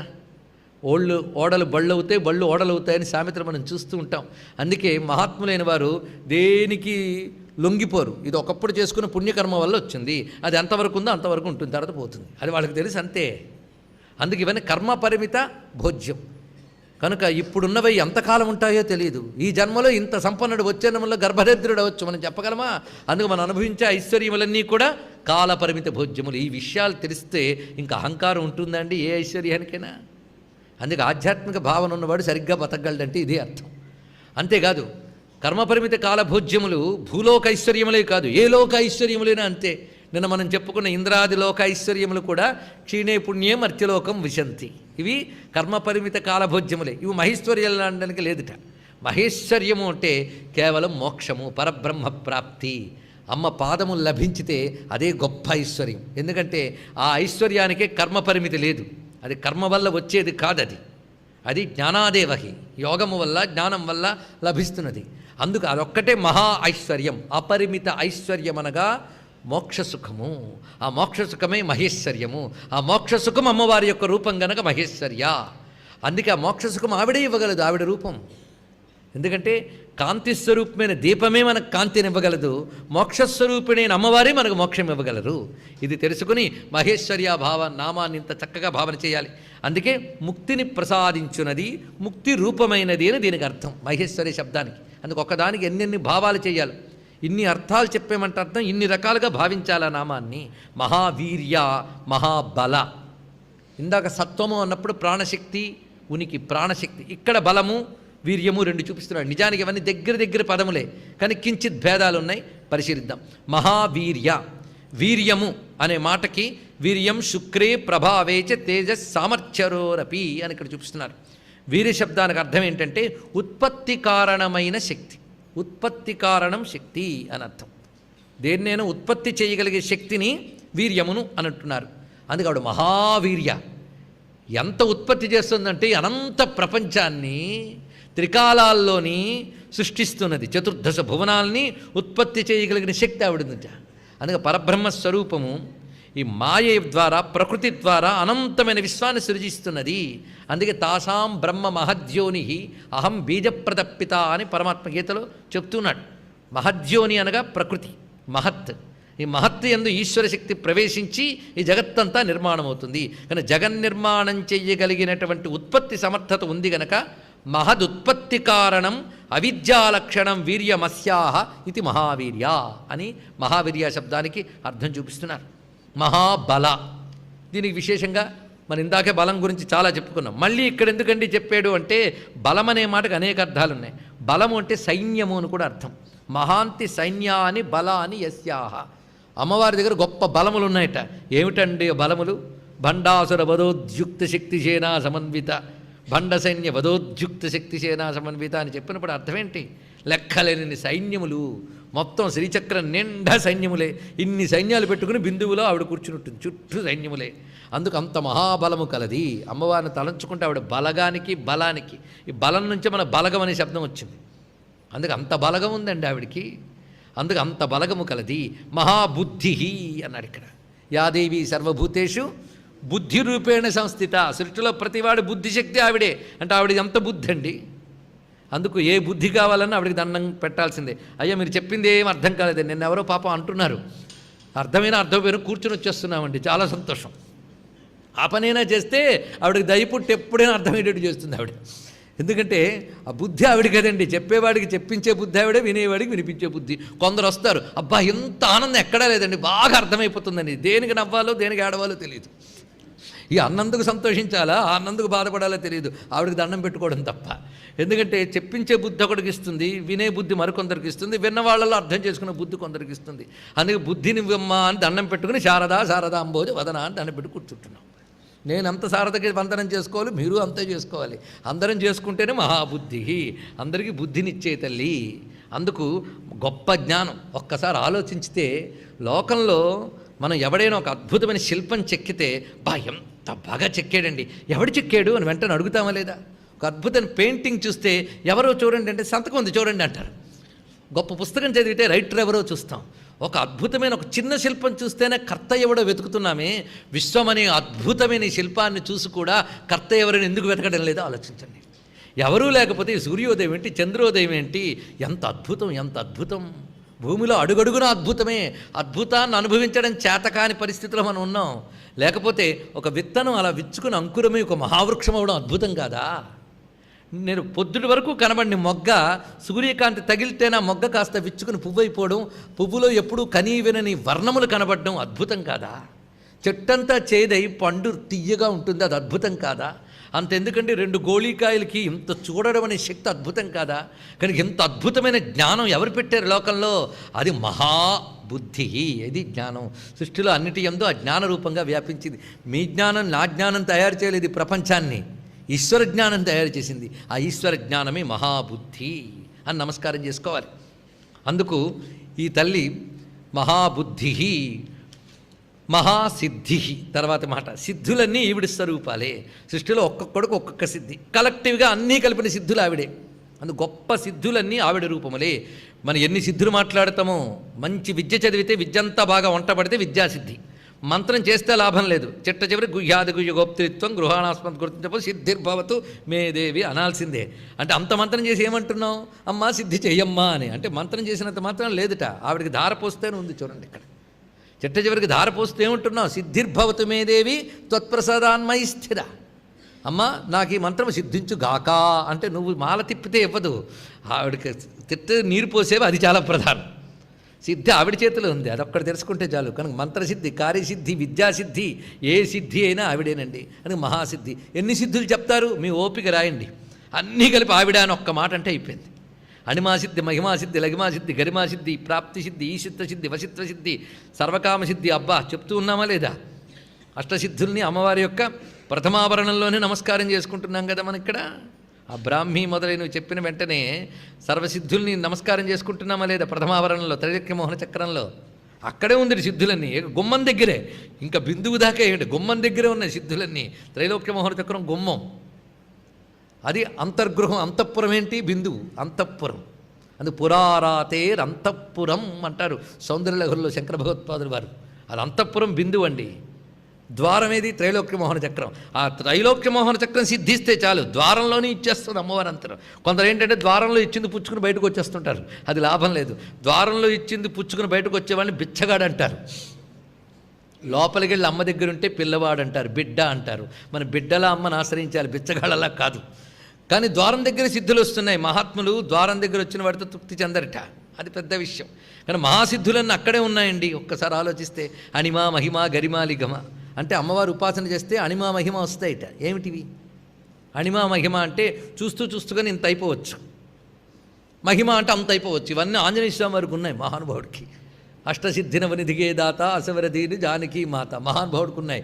ఒక్కసారి ఇంత అయిపోతాడు, అంత అయిపోతాడు. అంతేకాదు అంత కనబడుతున్నా అతి తేలిగ్గా వెళ్ళగలట ఆయన, అది లఘిమ. ఇంత కనబడుతున్నా అతి బరువుగా ఉండగలడు, గరిమ. ఇంకేముంటుంది? ఇక్కడుంటేనే ఎక్కడిదైనా పొందగలడు, అది ప్రాప్తి. ఏదనుకుంటే దాన్ని పొందగలడు, ప్రాకామ్యం. ఎవరిని కావాలంటే దాన్ని కంట్రోల్లో పెట్టుకోగలడు, వశ్యం, వశిత్వం. దేని మీదైనా అధికారం చెలాయించగలడు, ఈశిత్వం. ఇవేనండి అష్టసిద్ధులంటే. అమ్మవారు ఆరాధన చేస్తే ఇచ్చేస్తుంది అంటే మనం ఒక్కసారి చూస్తూ అంత అయిపోవచ్చు అనమాట. అది కాదు ఇక్కడ అర్థం, తెలుసుకోండి. ఎక్కడ గొప్పగా కనబడాలో అక్కడ గొప్పగా కనబడేలా చేస్తుంది, అది ఇక్కడ మహత్వం. ఎక్కడ నువ్వు తగ్గి ఉండాలో అక్కడ తగ్గించేలా చేస్తుంది. ఆవిడకి తెలుసు అవన్నీ కూడా. అంత ఆంజనేయ స్వామి లంకలోకి వెళ్ళినప్పుడు మాత్రం ఇంతే వెళ్ళాడు. అనువు కాని చోట అధికులు మనరాదు. ఎక్కడ ఏ శక్తి ఎంత బయట పెట్టాలో తెలుసు. అందుకే అమ్మవారి అనుగ్రహం కలిగిన వాళ్ళు ఎంత సంపదలున్నా వాళ్ళు అనకువగానే అణిముతోనే ఉంటారు. వాళ్ళ దగ్గర ఉన్న తపస్సు మొదలైనవన్నీ మహిమగా బయటకు కనబడుతూ ఉంటాయి. ఇది తెలుసుకోవాల్సింది. ఎక్కడ ఎంత చూపించాలో అంత చూపించగలరు. ఇవే సిద్ధులు. అమ్మవారిని ఆరాధన చేస్తుంటే మనకొచ్చే సిద్ధులన్నీ. వాడికి ఏం కావాలి, ఎప్పుడు ఏం కావాలో అది వస్తుంది వాడికి, అదిగే ప్రాకామ్యం. ఇంకేం కావాలి? ఎక్కడ అందనిదైనా అమ్మ భక్తులకు అందుతుంది, అదే ప్రాప్తి. ఇంకేం కావాలి? వాడికి ఎక్కడైనా చెల్లుబాటు జరుగుతుంది, అదే ఈశిత్వం. ఎవరైనా లొంగుబాటు అవుతారు, వశిత్వం. ఇంకేంటి లోకంలో మనం చూస్తుంటాం. అందుకే అమ్మ భక్తులకు అన్నీ లభిస్తే అష్టసిద్ధులు అంటే ఇవేనండి. ఇవన్నీ ఆవిడ స్వరూపములే. అష్టసిద్ధుల సమాహార రూపమే మహాసిద్ధి అన్నాడు. ఇంకా మహాసిద్ధి అనే దానికి మరొక అర్థం చూడాలి. మహేశ్వర్యావే ఇక్కడ తెచ్చేసుకోవాలి. మహా అంటే మోక్షం, మోక్షసిద్ధి అమ్మవారి యొక్క రూపము. సిద్ధలక్ష్మీర్ మోక్షలక్ష్మీర్ జయలక్ష్మీ సరస్వతి, ఇవన్నీ సిద్ధులే అన్నీ. అంతేకాదు స్కంద పురాణంలో భగవత్ సాధన వల్ల, భగవద్ ఆరాధన వల్ల సిద్ధులు ఎలా వస్తాయో చెప్పాడు చూడండి. ఈ సిద్ధులు కానీ వచ్చేయి అంటే మనకు అమ్మవారి మంత్రము, పూజ, పునస్కారము సిద్ధించిందని అర్థంట. లేదా మనం ఇంకా క్యాసెట్లాగా ఉండిపోయామని అర్థంట. నేను చెప్పట్లేదు, శాస్త్రం చెప్తాను చూడండి. ముందు వస్తుంది అమ్మవారి సాధన చేస్తున్నప్పుడు. అది మీరు స్తోత్రపారాయణ చేయండి, మంత్రజపం చేయండి, ఏదైనా సాధన కొంత చేస్తే కానీ సిద్ధి లేదండి. అసలు సాధనలో అడుగు పెట్టకుండానే సిద్ధి గురించి కొందరు కబుర్లు ఆడుతుంటారు. చేస్తే ఏమొస్తుందండి, అది ఉందా లేదా, ఉందో లేదో ముందు దిగితే కదా కనబడుతుంది. అన్వేషించేవాడికి ఉందో లేదో తెలుస్తుంది, అన్వేషించిన వాడికి అసలు నువ్వు ప్రయాణమే చేయలేదు. కైలాస పర్వతం గురించి ఒకడు వర్ణించాడు, అబ్బాయి అది లేదండి అన్నాడు. ఉన్నాదయ్యా, కావాల్సిన ఫోటో చూపిస్తాను అంటే, అబ్బో నువ్వు ఎక్కడైనా ట్రిక్ ఫోటోగ్రఫీ తీసావేమో అన్నాడు. ఇంకా వాడికి ఏం చెప్పి మీరు నమ్మిస్తారో చెప్పండి. ఇక్కడ అందులో ఈ మధ్య డిజిటల్ టెక్నాలజీ పెరిగిపోయింది, లేనిది కూడా చూపించగలరు. ఆ మధ్య పాపం ఎవరో పెళ్లి ఫోటోలు చూపిస్తుంటే అమెరికా వాళ్ళు వచ్చారు, కనబడ్డారు. ఆయన వచ్చాడంటే రాలేదండి, ఫోటో అక్కడ పెట్టారు అలా అన్నట్టు. లేనివి కూడా చూపిస్తున్నాం మనం ఇప్పుడు. కనుక మీరు కైలాసం నేను చూశాను అని ఒకటి ఎలా నమ్మించగలరు మీరు చెప్పండి. వాడికి ఫోటో చూపిస్తే నమ్మడు, నేను వెళ్ళొచ్చానని చెప్పడు, నమ్మడు. వీడియో చూపించి నమ్మడు. నీ చట్ట వేసి తీసేవేమో, ఇంకేం చెప్తారు చూడండి ఇక్కడ. అందుకు ప్రశ్నించడం ఏంటి, నువ్వు ప్రయత్నించు, ప్రారంభం చేయి, సాధన చేయి, నీకు లభిస్తుంది. అసలు సాధన చేయని వాడికి సిద్ధే లేదు. సాధన చేస్తూ ఉన్నా సిద్ధి అనేది ఏ దశలో ఎక్కడుందో తెలిసిపోతుంటుంది మనకి. కానీ మన సాధనలో మన లెవెల్ ఏమిటి, ఇది ఎవడైనా చూసుకోవచ్చు. ఆ సిద్ధి చూపిస్తున్నాడు చూడండి. మొట్టమొదటి సిద్ధి రసోల్లాస అన్నాడు ఇక్కడ. రసోల్లాసం మొట్టమొదటి సిద్ధి ఇది. అంటే మనం ఏ జపం చేస్తున్నామో, లేదా ఏ స్తోత్రం చేస్తున్నామో, ఏ సాధన చేస్తున్నామో దానిలో ఉన్న భావాన్ని ఆస్వాదించడం మొదలు పెడతా అంట. లేకపోతే జడమే. కొందరు చూడండి, అసలు అర్థం చెప్తూ ఉంటే విసుగొస్తుంది. అంటే వాడు రసోల్లాసం రాలేదు, వాడికి సిద్ధించలేదు. ఆ చెప్తున్న దాన్ని రసించుతూ ఆనందిస్తూ వెళుతూ ఉంటే రసోల్లాసం. దీనికి పాండిత్యం అక్కర్లేదండి, నిష్కపటమైన నిర్మలమైన మనస్సు ఉండాలి అంతే. ఇక్కడ సాధన ముందు రసోల్లాసం అనే సిద్ధిట. తర్వాత వస్తుంది ద్వంద్వైర్ అనిభిభూతం అన్నారు ఇక్కడ. రెండవ సిద్ధి చూడండి, ద్వంద్వైర్ అనిభిభూతం రెండవ స్థితి. అది అంటే సుఖదుఖ లాభ నష్టాలు కలుగుతూ ఉన్నా చలించకుండా ఉండగలిగే లక్షణం. ఇది రెండవది. మంత్రసిద్ధన్నా సాధన అన్నా ఇది. మూడవది అధమోత్తమ అభావ అన్నాడు ఇక్కడ. అంటే వీడు అధముడు, వీడు ఉత్తముడు, ఇది తక్కువది, ఇది ఎక్కువది, ఇది చెత్తది, ఇది గొప్పది అనే భావాలు పోతాయట. మూడవ స్థితి అది ఇక్కడ చూడండి. దాని తర్వాత శరీరంలో ఒక తెలియని కాంతి వస్తుందట. అదేవిధంగా ఒక చక్కటి బలం వస్తుంది. విశోక స్థితి ఏర్పడుతుంది, శోకము లేని పరిస్థితి, ఒక తెలియని ఉల్లాసం, ఆనందం ఉంటుందట. అటు తర్వాత తపస్సుకు కానీ ధ్యానానికి కానీ కూర్చుంటే చెక్కు చెదరకుండా ఉండగలట. తర్వాత స్థితి చూడండి. దాని తర్వాత కామచారిత్వం, ఎక్కడికైనా తిరగలడు. వాడికి ఇంకా ఇక్కడ ఇది ఉంది, అక్కడ ఉంది అని అడ్డంకాలు ఉండవట. కామచారిత్వం, ఎక్కడికైనా హాయిగా వెళ్ళగలడు, అడ్డుకునేది లేదు. ఇదే చెప్పాలంటే అనికేత స్థిరమతి భక్తిమాన్య సమీప్రియ. వీటన్నింటి పారమార్థిక దృష్టితోనే చెప్తున్నాం. కామచారిత్వం అంటే ఏ శరీరం అంటే ధరించగలడు, కామరూపైపోగలడని కాదు ఇక్కడ అర్థం. కామచారిత్వం అంటే అనికేత స్థిరమతి, ఇక్కడ అక్కడ అని కాదు, ఎక్కడైనా ఇమడగలిగి చక్కగా తన సాధన తాను చేసుకోగలిగిన లక్షణం కామచారిత్వం. తర్వాత ఎత్ర క్వచన సాయితే, ఇది ఇంచుమించు కామచారిత్వం. ఎక్కడికైనా వెళ్ళడానికి అభ్యంతరం ఉండదు కామచారిత్వంలో, ఎక్కడైనా ఉండడానికి అభ్యంతరం ఉండదు ఎత్ర క్వచన సాయితే. ఎందుకంటే ఇక్కడ ఉండలేను, అక్కడ ఉండగలను అంటే అర్థం ఏంటి, అమ్మవారు ఇక్కడ లేరు అక్కడ ఉన్నారని. సర్వవ్యాపిని అనే భావన వచ్చాక ఇంకెక్కడున్నా అమ్మవారే. ఈ స్థితి ఎత్రక్వచన సాయితే కామచారిత్వం అనేది చెప్పినంత తేలిక అంటే ప్రహ్లాదుడికి తేలిగ్గా వచ్చింది. అందుకే ఆయన గారిని తీసుకొచ్చి కొండ మించి కింద పడేసినా ఏమనిపించలేదుట. ఎక్కడి నుంచి ఎక్కడికి పడేస్తున్నారు, విష్ణువులోంచి విష్ణువులోకి పడేస్తున్నారు. అందుకే మహానుభావుడికి అమ్మ ఒళ్ళో తొడమించి తొడలోకి మార్చుకున్నట్టు అనిపించింది. అంతే మహానుభావుడికి ఏమనిపించింది, అది వస్తుందండి ఆ సిద్ధి. ప్రస్తుతానికి మాత్రం అబ్బా అనిపిస్తుంది, కొందరికి అది కూడా అనిపించదు. ఎందుకంటే రసోల్లాసమైన ఉంటే అనిపిస్తుంది. కనుక మొట్టమొదటి సిద్ధి ఏమిటి, రసోల్లాసం. రెండవది ద్వంద్వైర్ అనిభిభూతం. మూడవది అధమోత్తమ అభావ. నాలుగవది కాంతి బల విశోకము. తర్వాత తపోధ్యానాది నిష్ఠ, కామచారిత్రం, ఎత్ర క్వచన సాయతే. ఇవన్నీ కలిస్తే మహాసిద్ధి అనిపించుకుంటుంది. ఇది అమ్మ అనుగ్రహం వల్ల లభించేటటువంటి మహాసిద్ధి స్వరూపం అంటే ఇది. తెలుసుకోవాల్సింది. మహాయోగీశ్వరేశ్వరి, గొప్ప మాట ఇది. ఒక గొప్ప యోగం. యోగుల్లో కూడా చాలామంది ఉంటారండి, రకరకాల యోగులు. కొందరు 12 ఏళ్ళు 15 ఏళ్ళు సాధన చేసి గాల్లో ఎగరడని నేర్చుకోగలరు. మనకు అందరికీ చాలామందికి తెలిసిన కథే, పరమహంస గారి కథలో చెప్తూ ఉంటారు. ఒక ఆయన, నేను మీ దగ్గర విద్య చూపిస్తానండి అన్నట్ట ఆ దక్షిణేశ్వరంలో. ఏమిటి ఆయన అంటే, నడుచుకుంటూ గంగ మీద వెళ్ళేట, మళ్ళీ గంగ మీద నడుచుకుంటూ వచ్చేసట. చూశారా అన్నాడు. గొప్ప యోగిని కదా అన్నాడు. చాలా గొప్ప యోగివి. యోగం అంటే జ్ఞానము, ఏదో ఒక సిద్ధి, గొప్ప యోగివయ్యా అన్నాడు. దీనికి ఎన్నాళ్ళు పట్టింది అని అడిగాడు ఆయన. 14 ఏళ్ళు పట్టిందని. భగవంతుడిచ్చిన ఆయువులో 14 ఏళ్ళు వేస్ట్ చేసేవయ్యా అన్నట్ట. 50 పైసలు ఇస్తే పడవాడు అట్టించి తీసుకుపోయేదానికి నువ్వు 14 ఏళ్ళు వేస్ట్ చేసేవన్నాడు. అంటే ఇవన్నీ యోగములా వస్తూ ఉంటాయి, పోతూ ఉంటాయి, వీటి పట్టించుకోకూడదు.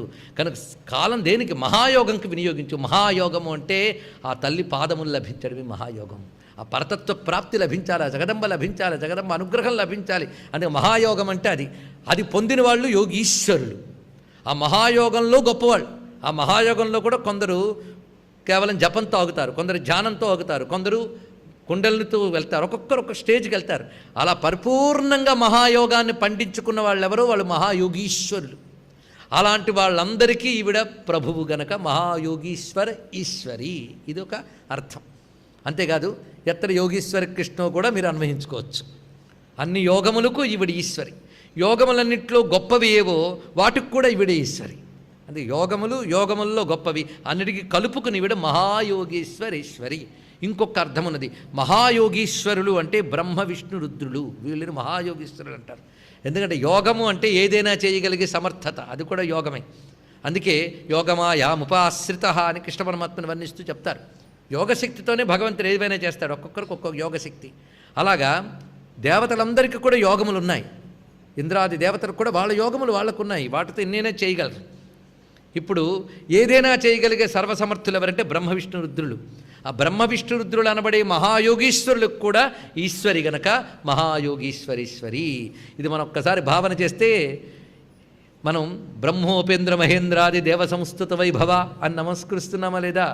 అందుకే యా బ్రహ్మాచ్యుత శంకర ప్రభృతిభిర్దేవై సదా పూజిత. ఇంత మాత్రానికి వాళ్ళ ముగ్గురు తగ్గిపోయారు అనుకోవద్దు.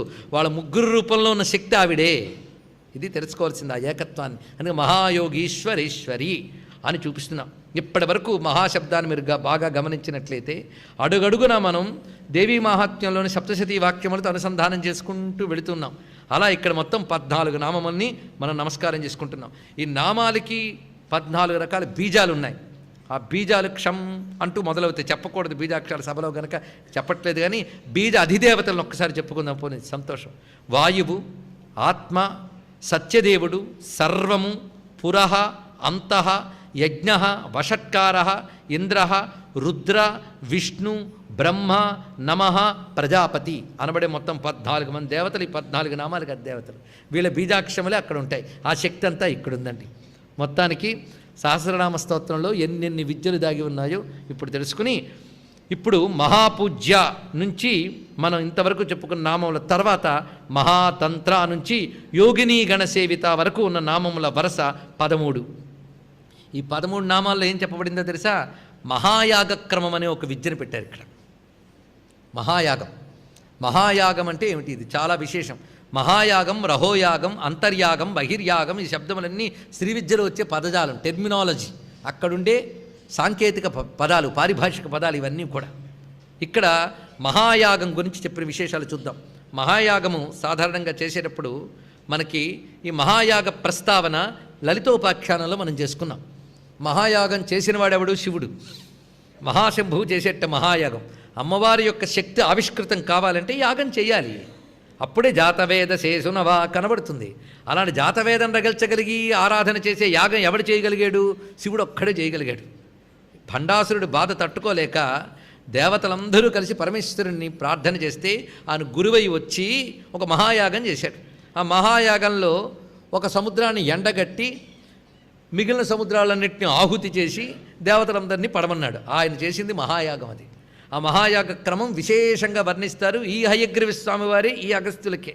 సహస్రనామం చెప్పకముందు చెప్తూ అంటాడు, ఈ మహాయాగంగాని వింటే అనేక అశ్వమేధ యాగాలు చేసిన ఫలితం లభిస్తుందయ్యా అని చెప్పాడు. ఇక్కడ ఏం కావాలి?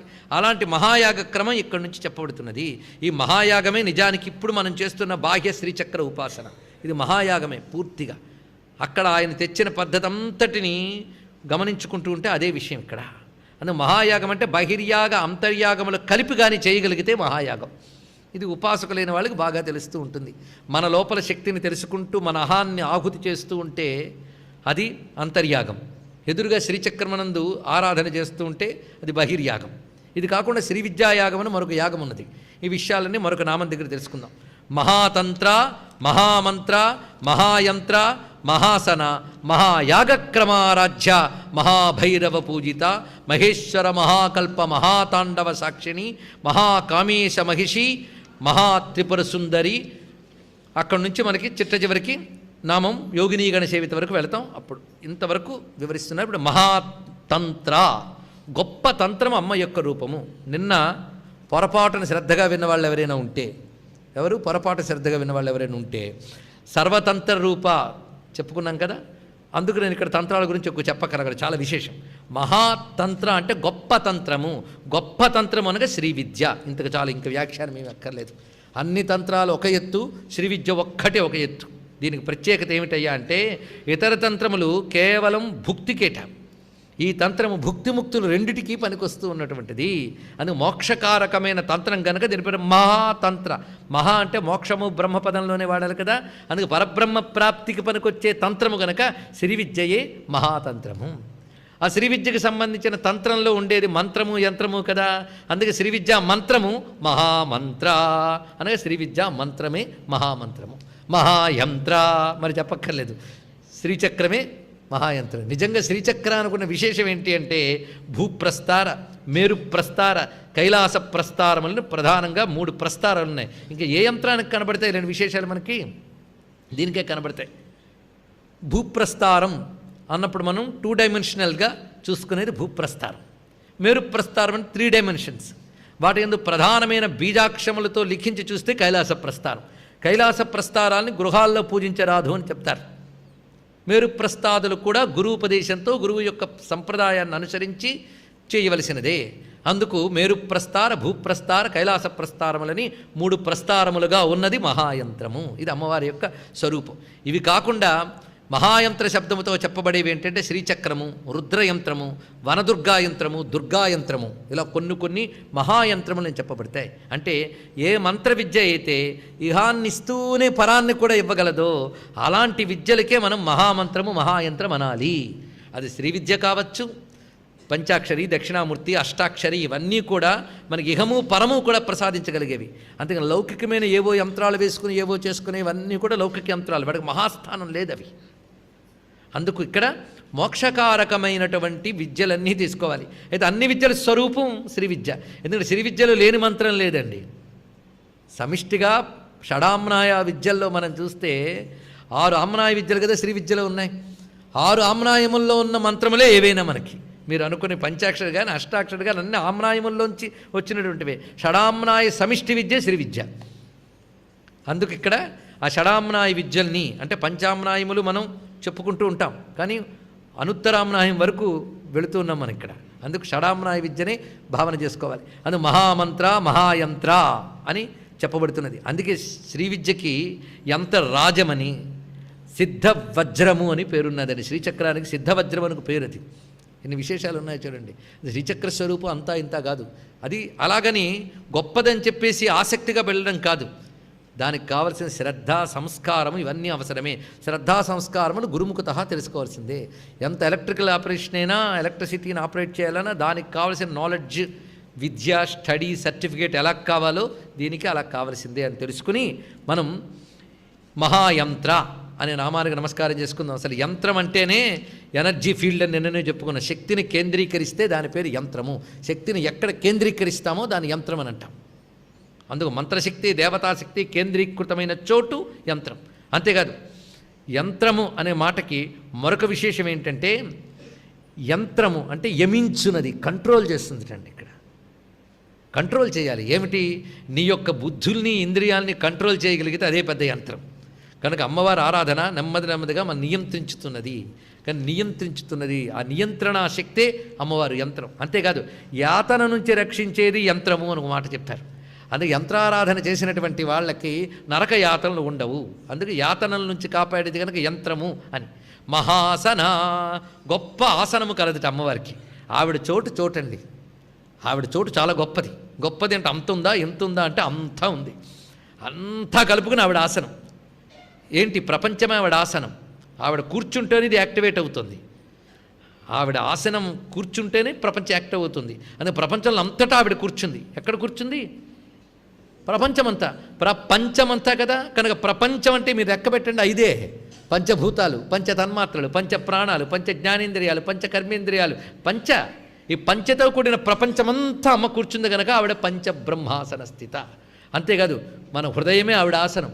మీరు తీసేసినా వెళ్ళదు, అక్కడ కూర్చుంది ఆవిడ.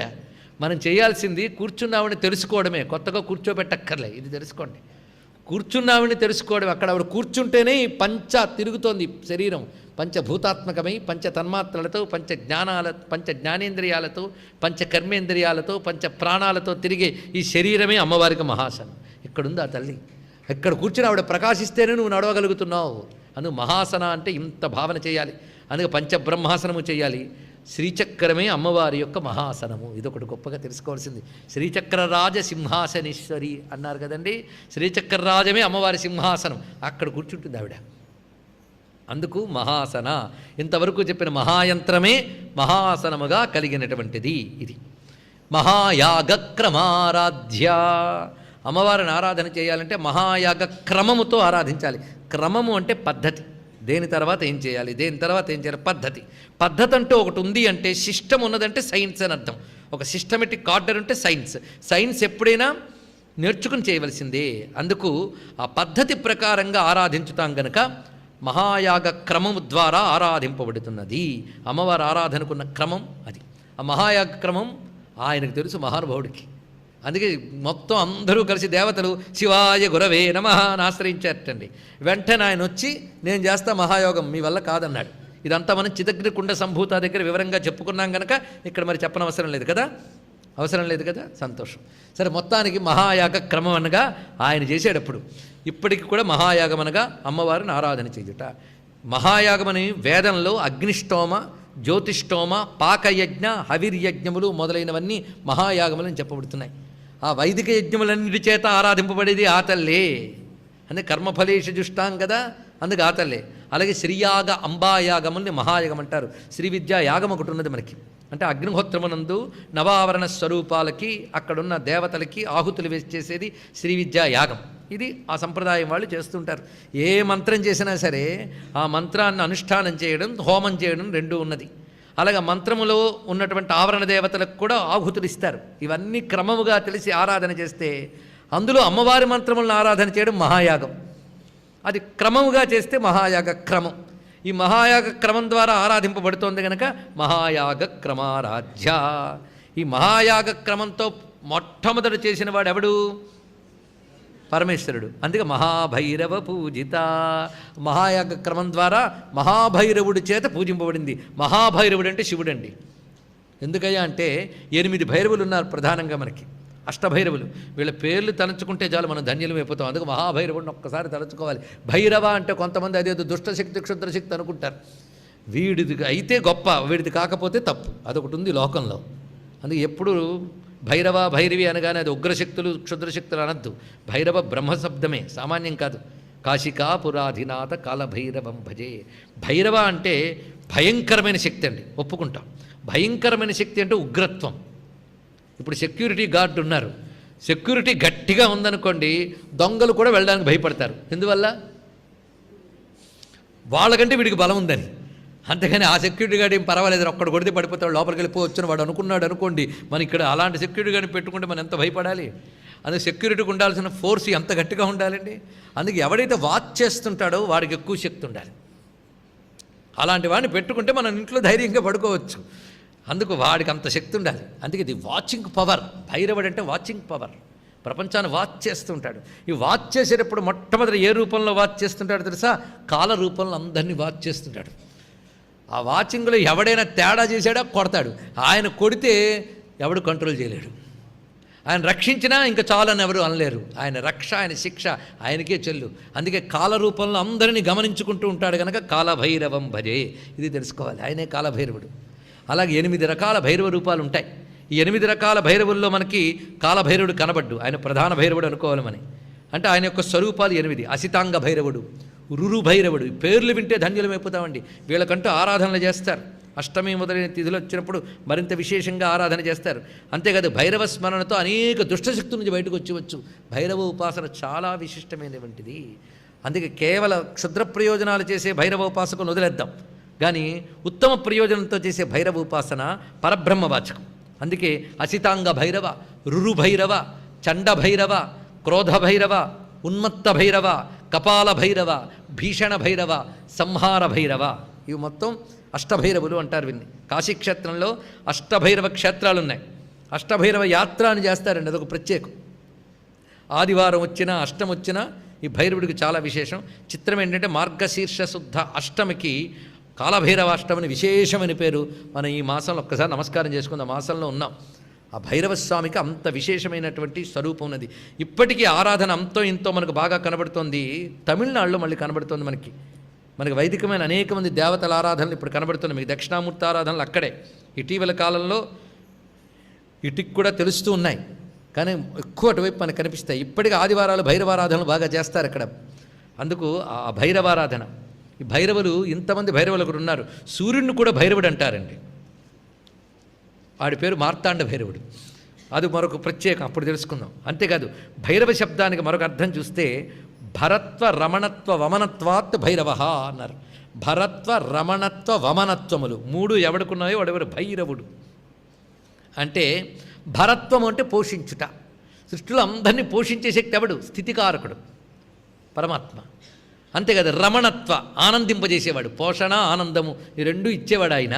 అలాగే వమనత్వ వెలిగ్రక్కుట, ఈ సృష్టినంతటిని తన నుంచి వెలికి తీసుకొస్తాడు. నిన్నని వామదేవ చెప్పినప్పుడు మనం చెప్పుకున్నాం. అందుకే భరత్వ రమణత్వ వమనత్వములు 3 చేయగలిగిన వాడెవడు? అతడు భైరవుడు.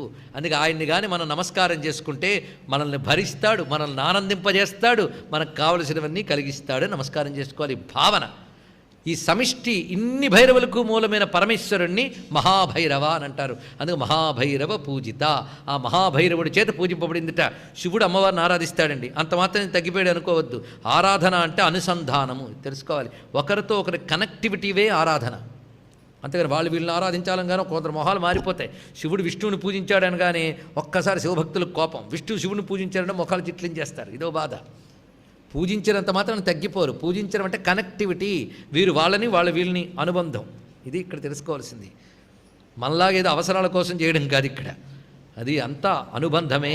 అది ఇక్కడ గమనించుకుంటూ వెళ్తే శంభు పూజయితే దేవీం మంత్రశక్తిమయీం శుభాం అక్షమాలాం కరే ధృత్వా న్యాసేనేయ భవోద్భవ అన్నారు ఇక్కడ. ఇది పద్మపురాణంలో వాక్యం. శివుడు అక్షమాలు పట్టుకుని అమ్మవారి మంత్ర జపం చేస్తూ ఉంటాటండి. ఇప్పుడు ఏం చెప్తారు చెప్పండి.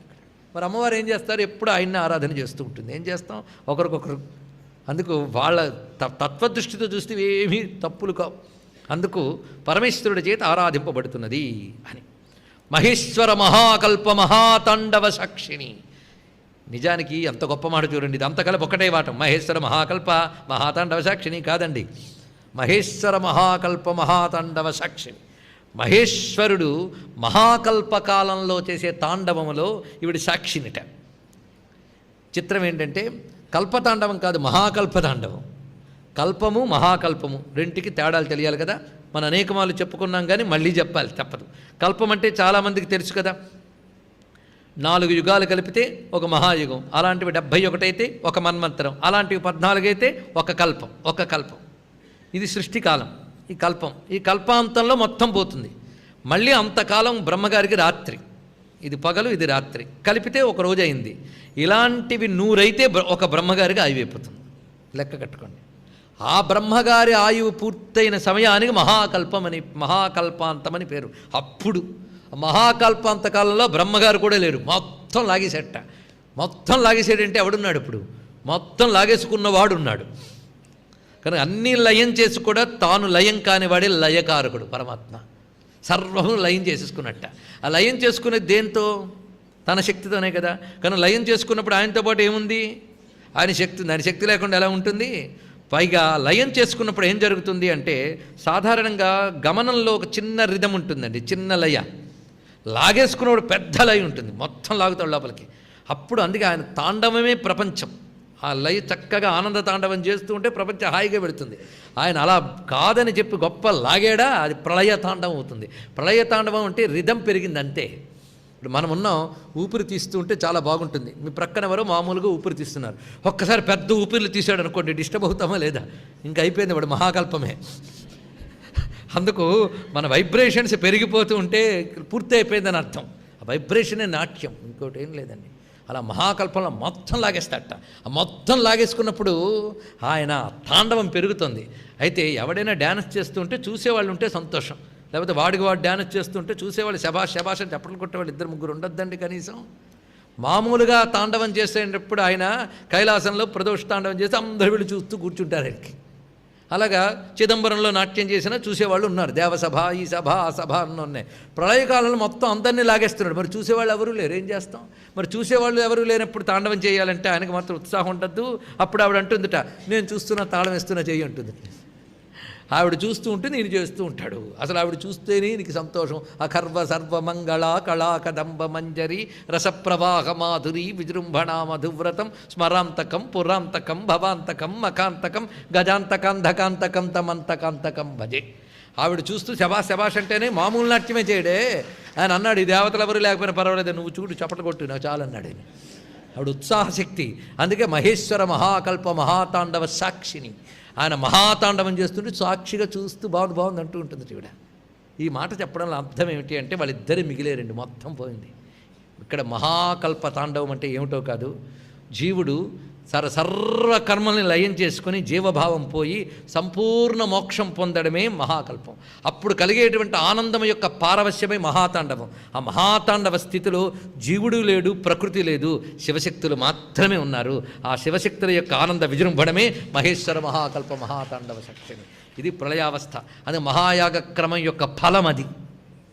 అది కావాలి. అందుకు కల్పాంతకాలంలో స్వామి చేసేటువంటి ఆ నాట్యం ఉన్నదే, కల్పోపసంహరణ కల్పిత తాండవస్య దేవస్య ఖండపరశో పరభైరవస్య పాశాంకుశైక్షవ శరాసన పుష్పబాణ సా సాక్షిణీ విజయతే తవ మూర్తిరేఖ అని శంకర భగవత్పాదుల వారు చేసిన స్తోత్రం ఇది.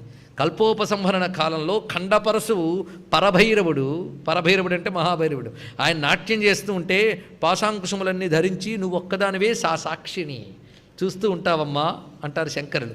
ఆ భావాన్ని మనం ఇక్కడ దర్శిస్తున్నాం. మహాకామేశ మహిషి, గొప్ప మాట ఇక్కడికి వచ్చిందండి. అందుకే నిజానికి మహామంత్రా నుంచి వచ్చేటప్పటికల్లా ఆ శ్రీచక్రవాసిని ఆ స్థితంతా ఆ సెట్లో మనకు కనబడుతుంది, నామాల గుంపులో. మహాకామేశ మహిషి, మహిషి అంటే పట్టపురాణి. మహాకామేశ్వరునికి పట్టపురాణి ఈవిడ. మహాకామేశ్వరుడు అంటే ఎవరు? మొదటి నుండి చెప్పుకుంటున్న కామేశబద్ధ మాంగళ్య సూత్రసో వితకందర దగ్గర నుంచి మనం వివరిస్తూనే ఉన్నాం. ఆయన మహాకామేశ్వరుట. అసలు కామేశ్వరుడు అంటే చాలు, మహాకామేశ్వరుడు ఎందుకయ్యా చెప్పడం అంటే ఆయన్ని మించి మరొకట్లేదు అని కనుక మహాశబ్దాన్ని చూపిస్తున్నారు ఇక్కడ. ఇప్పుడు కామేశ్వర శబ్దానికి మనం అప్పుడు చెప్పుకున్న అర్థం గుర్తు తెచ్చుకోండి. కామం అనగా సంకల్పం. సృష్టి చేయాలనుకున్న పరమేశ్వరుని సంకల్పం చేతని ప్రపంచమంతా నడుస్తుంది, అదొకటి. అలాగే కమనీయత్వాత్ కామః, కమనీయమైనవాడు. కమనీయం అంటే అర్థం ఏంటి? ఇది తెలుసుకోవాలి కదా. కమనీయం అంటే అర్థం ఏంటి చెప్పచ్చు, ఏం పర్వాలేదు, అందం కదా. కానీ రమణీయం అంటే అది అందమే. అంటే పదం ఎందుకు వాడుతున్నామో చూడండి. కమనీయం అనే మాటకు అర్థం ఏంటంటే కోరుకోదగినది. అది అందుకు ఎవరికి అది కోరుకోవాలనిపించిందంటే దాని పేరు కమనీయం అని అర్థం అనమాట. అందుకే కమనీయం. సృష్టిలో కమనీయాలు మనకు చాలా ఉన్నాయి. ఇప్పుడు ఆకలేస్తే అన్నం కమనీయం, దాహం వేస్తే నీరు కమనీయం. కానీ అసలు కమనీయమేది అంటే వాళ్ళని అడగాలి, యోగుల్ని. వాళ్ళు చెప్తారు బ్రహ్మేష్టం శరణముపగమ్య, ఇష్టమైనది ఆ బ్రహ్మమేనయ్యా అన్నాడు. కనుక మహాయోగులకి భక్తలోక గమనీయ రూప కమనీయ కృష్ణ పరిపాహిమాం అన్నాడు నారాయణ భట్టాత్రేయ కృష్ణ పరమాత్మని. కమనీయ కృష్ణ భక్తలోక గమనీయ రూప. అందుకు భక్తులైన వాళ్ళకి యోగులైన వాళ్ళకి కమనీయమేది. యోగుల్ని అడగండి నీకు కమనీయమేది అని, పరబ్రహ్మమే. మరి లోకమో చిచి అక్కర్లేదంటాడు. లోకాన్నంతటి కాదని లోకేశ్వరుని కోరుకున్నారు. పెద్దవాళ్ళ టేస్ట్కి వాల్యూ ఎక్కువ, అవునా లేదండి? లోకంలో మనం పేపర్లు చూస్తుంటాం. ఎవడైనా ఒక సెలబ్రిటీ ఉన్నాడు అనుకోండి, వాడికి ఇష్టమైనవి రాస్తుంటాడు. ఇష్టమైన రంగు, ఇష్టమైన పండు, ఇష్టమైన పువ్వు అని. అప్పుడు వాడికి ఫలానాది ఇష్టమండి అని వీడు కలెక్ట్ చేసుకుంటూ ఉంటాడు. కనుక ఒక లోకంలో గొప్పవాడికి ఇష్టమైందే నువ్వు కలెక్ట్ చేసుకుంటున్నావే. ఒక రమణ మహర్షికి ఏది ఇష్టం, ఒక రామకృష్ణ పరమహంసకి ఏది ఇష్టం, ఒక స్వామి వివేకానందకు ఏది ఇష్టం అడగండి. వాళ్ళని అడగండి, చెప్తాడు. వాళ్ళు ఒకటే చెప్తారు, పరమాత్మయే ఇష్టమని. కానీ మహాత్ములందరికీ కమనీయమాడు వాడెవడు? వాడు మహాకామేశ్వరుడు. అలాంటి మహాకామేశ్వరుని పట్టపురాణి గనక మహాకామేశ మహిషి. ఇది తెలుసుకోవాల్సింది. ఆయనకు పట్టపురాణి అండి ఈవిడ. అందుకే అక్కడ కూర్చుంది, హాయిగా ఒళ్ళో కూర్చుంది, మహాకామేశ మహిషి. ఆ కూర్చున్న ఆవిడ్ని ఇప్పుడు చూడాలి, మహాత్రిపుర సుందరి. ఇప్పుడు వచ్చింది ఆవిడ పేరండి, మహాత్రిపుర సుందరి. తల్లికి ఇస్తున్న పేరు గొప్పది. మహా అంటే అంతకు మించిన గొప్పది లేదు అని. మహా పరబ్రహ్మస్వరూపిణి త్రిపుర సుందరి. ఎంత గొప్ప మాట. త్రిపుర అనే దానికి మనకు మరొక పారు దగ్గర చాలా వివరంగా చెప్పుకుంది. ఇప్పుడేమి పర్వాలేదు, ఇక్కడ ఒక అర్థం చెప్పుకున్నాం. ఒకవేళ ఇది అక్కడ చెప్పకపోతే అతికించుకోవాల్సిందే. అందుకే ఒకే నామానికి ఒక దగ్గర వివరిస్తే ఇంకో దగ్గర చెప్పక్కర్లేదని నేను అనుకుంటూ ఉంటాను. కనుక త్రిపుర అని ఏమనాలి అన్నప్పుడు ఇక్కడ తెలుసుకోవాల్సింది, ఇదంతా శ్రీచక్ర స్వరూపంగా మనం తీసుకువెళ్తున్నాం కనుక బిందు మండలంలో అమ్మవారు ఉంటారు. బిందు మండలం వెంటనే ఉండేది త్రికోణం. త్రికోణం అంటే 3 బిందువులు. 3 బిందువుల నడుమ ఇచ్ఛా జ్ఞాన క్రియ అనే 3 బిందువుల నడుమ ఉన్న ప్రధాన బిందువు. అసలు ఈ బిందువు నుంచే ఆ 3 ఏర్పడ్డాయి, అంతే కదా. అది ఇచ్ఛా జ్ఞాన క్రియలకు మూలమై ఉన్నది ఆవిడ. కనుక త్రిపుర అంటే త్రికోణ మధ్యంలో ఉన్నటువంటి బిందు స్వరూపిణి ఆవిడ మహాత్రిపుర సుందరి. ఇది ప్రధానంగా చెప్పుకోవలసిన భావం. ఇది చతుషష్ట్యుపచారాఢ్య. అమ్మవారికి 64 ఉపచారములు చాలా ఇష్టంటండి. శంకర భగవత్పాదుల వారు అటు భవ్యమైనటువంటి విజయాన్ని సాధించి మహానుభావుడు తిరిగి వస్తూ ఉండగా అక్కడ సరస్వతీదేవిని దర్శించారు కాశ్మీర క్షేత్రంలో. తిరిగి ఆ మహానుభావుడు వస్తూ ఉన్నప్పుడు సరిగ్గా మూకాంబికా క్షేత్రానికి వచ్చారు. వచ్చేటప్పటికీ అక్కడ ఆయనకి తల్లి సాక్షాత్కరించిందండి సంపూర్ణమైన కళలతో. అప్పటికప్పుడు ఆ మహానుభావుడు ఆనంద పారవస్యంతో చతుష్షష్ట్యుపచార పూజా స్తోత్రం రచించాడు. మానసిక పూజ అదొక్కడ పట్టుకుంటే చాలు, మీరు 64 ఉపచారాలు హాయిగా చేసి వచ్చు. అది చాలా చక్కగా చేసుకోవచ్చు. బాహ్య పూజలకైతే నియమము, పద్ధతి, ఉపాసనలు, బాధలు. మానసిక పూజలు హాయిగా చేసుకోవచ్చు. సిద్ధి కూడా ఎక్కువ, అది అంతర్యాగంలోకి వెళ్ళిపోతుంది. 64 ఉపచారాలని మహానుభావుడు రచించాడండి.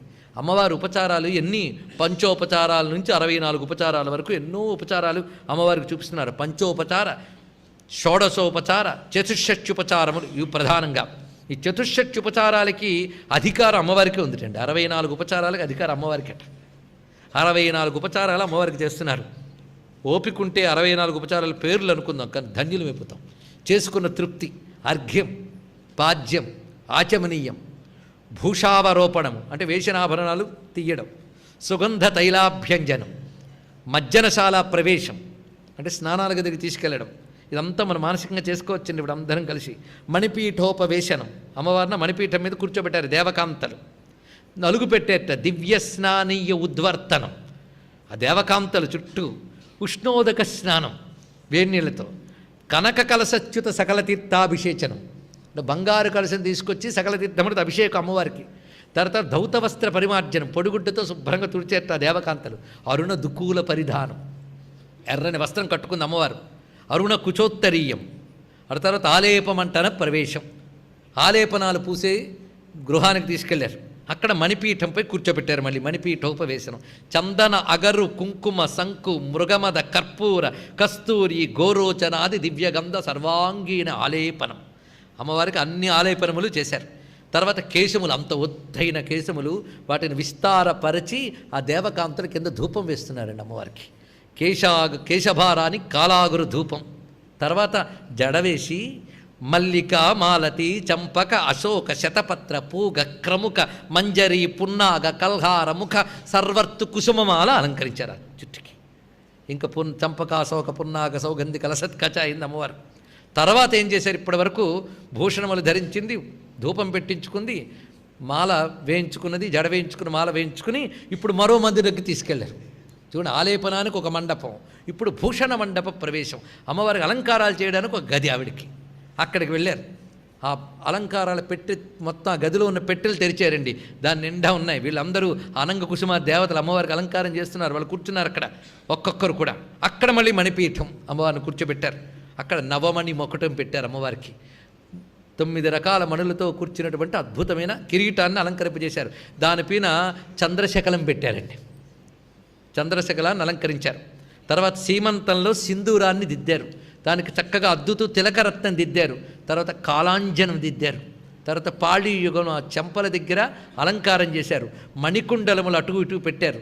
తర్వాత నాసాభరణం, తర్వాత అధర యావకం అంటే పెదవులకు పూసినటువంటి లత్తుక, తర్వాత ప్రధాన భూషణం ఆర్యభూషణము, ప్రధాన భూషణము అంటారు దీన్ని.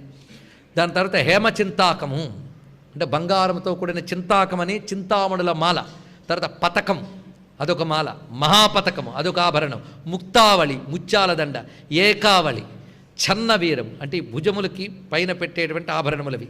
అలా కేయూర యుగములు భుజములకి 4 చేతులకి 4 రకాలు కేయూర యుగల భూషణ చతుష్టయం. దాని తర్వాత వలయావళి ఆ పైన చేతులకి కూడా కంకణాలు పెట్టారు. ఊర్మికావళి అంటే ఉంగరాలు మొత్తం 4 చేతులకి పెట్టారండి. మొత్తం 20 ఉంగరాలు పెట్టారు. కాంచీదామం మొలనూలు, దానికి మళ్ళీ కటిసూత్రం, సౌభాగ్యాభరణం, తర్వాత పాదకటకం పాదాలకు పెట్టినటువంటి ఆభరణములు. దాని తర్వాత దాని చుట్టూ మళ్ళీ రత్ననూపురము రత్నములు తాపినటువంటి మువ్వల అందెలు, తర్వాత పాదాంగుళీయకం కాలి మట్టెలు, తర్వాత చేతులకి ఇవ్వాల్సినవి ఇవ్వాలి.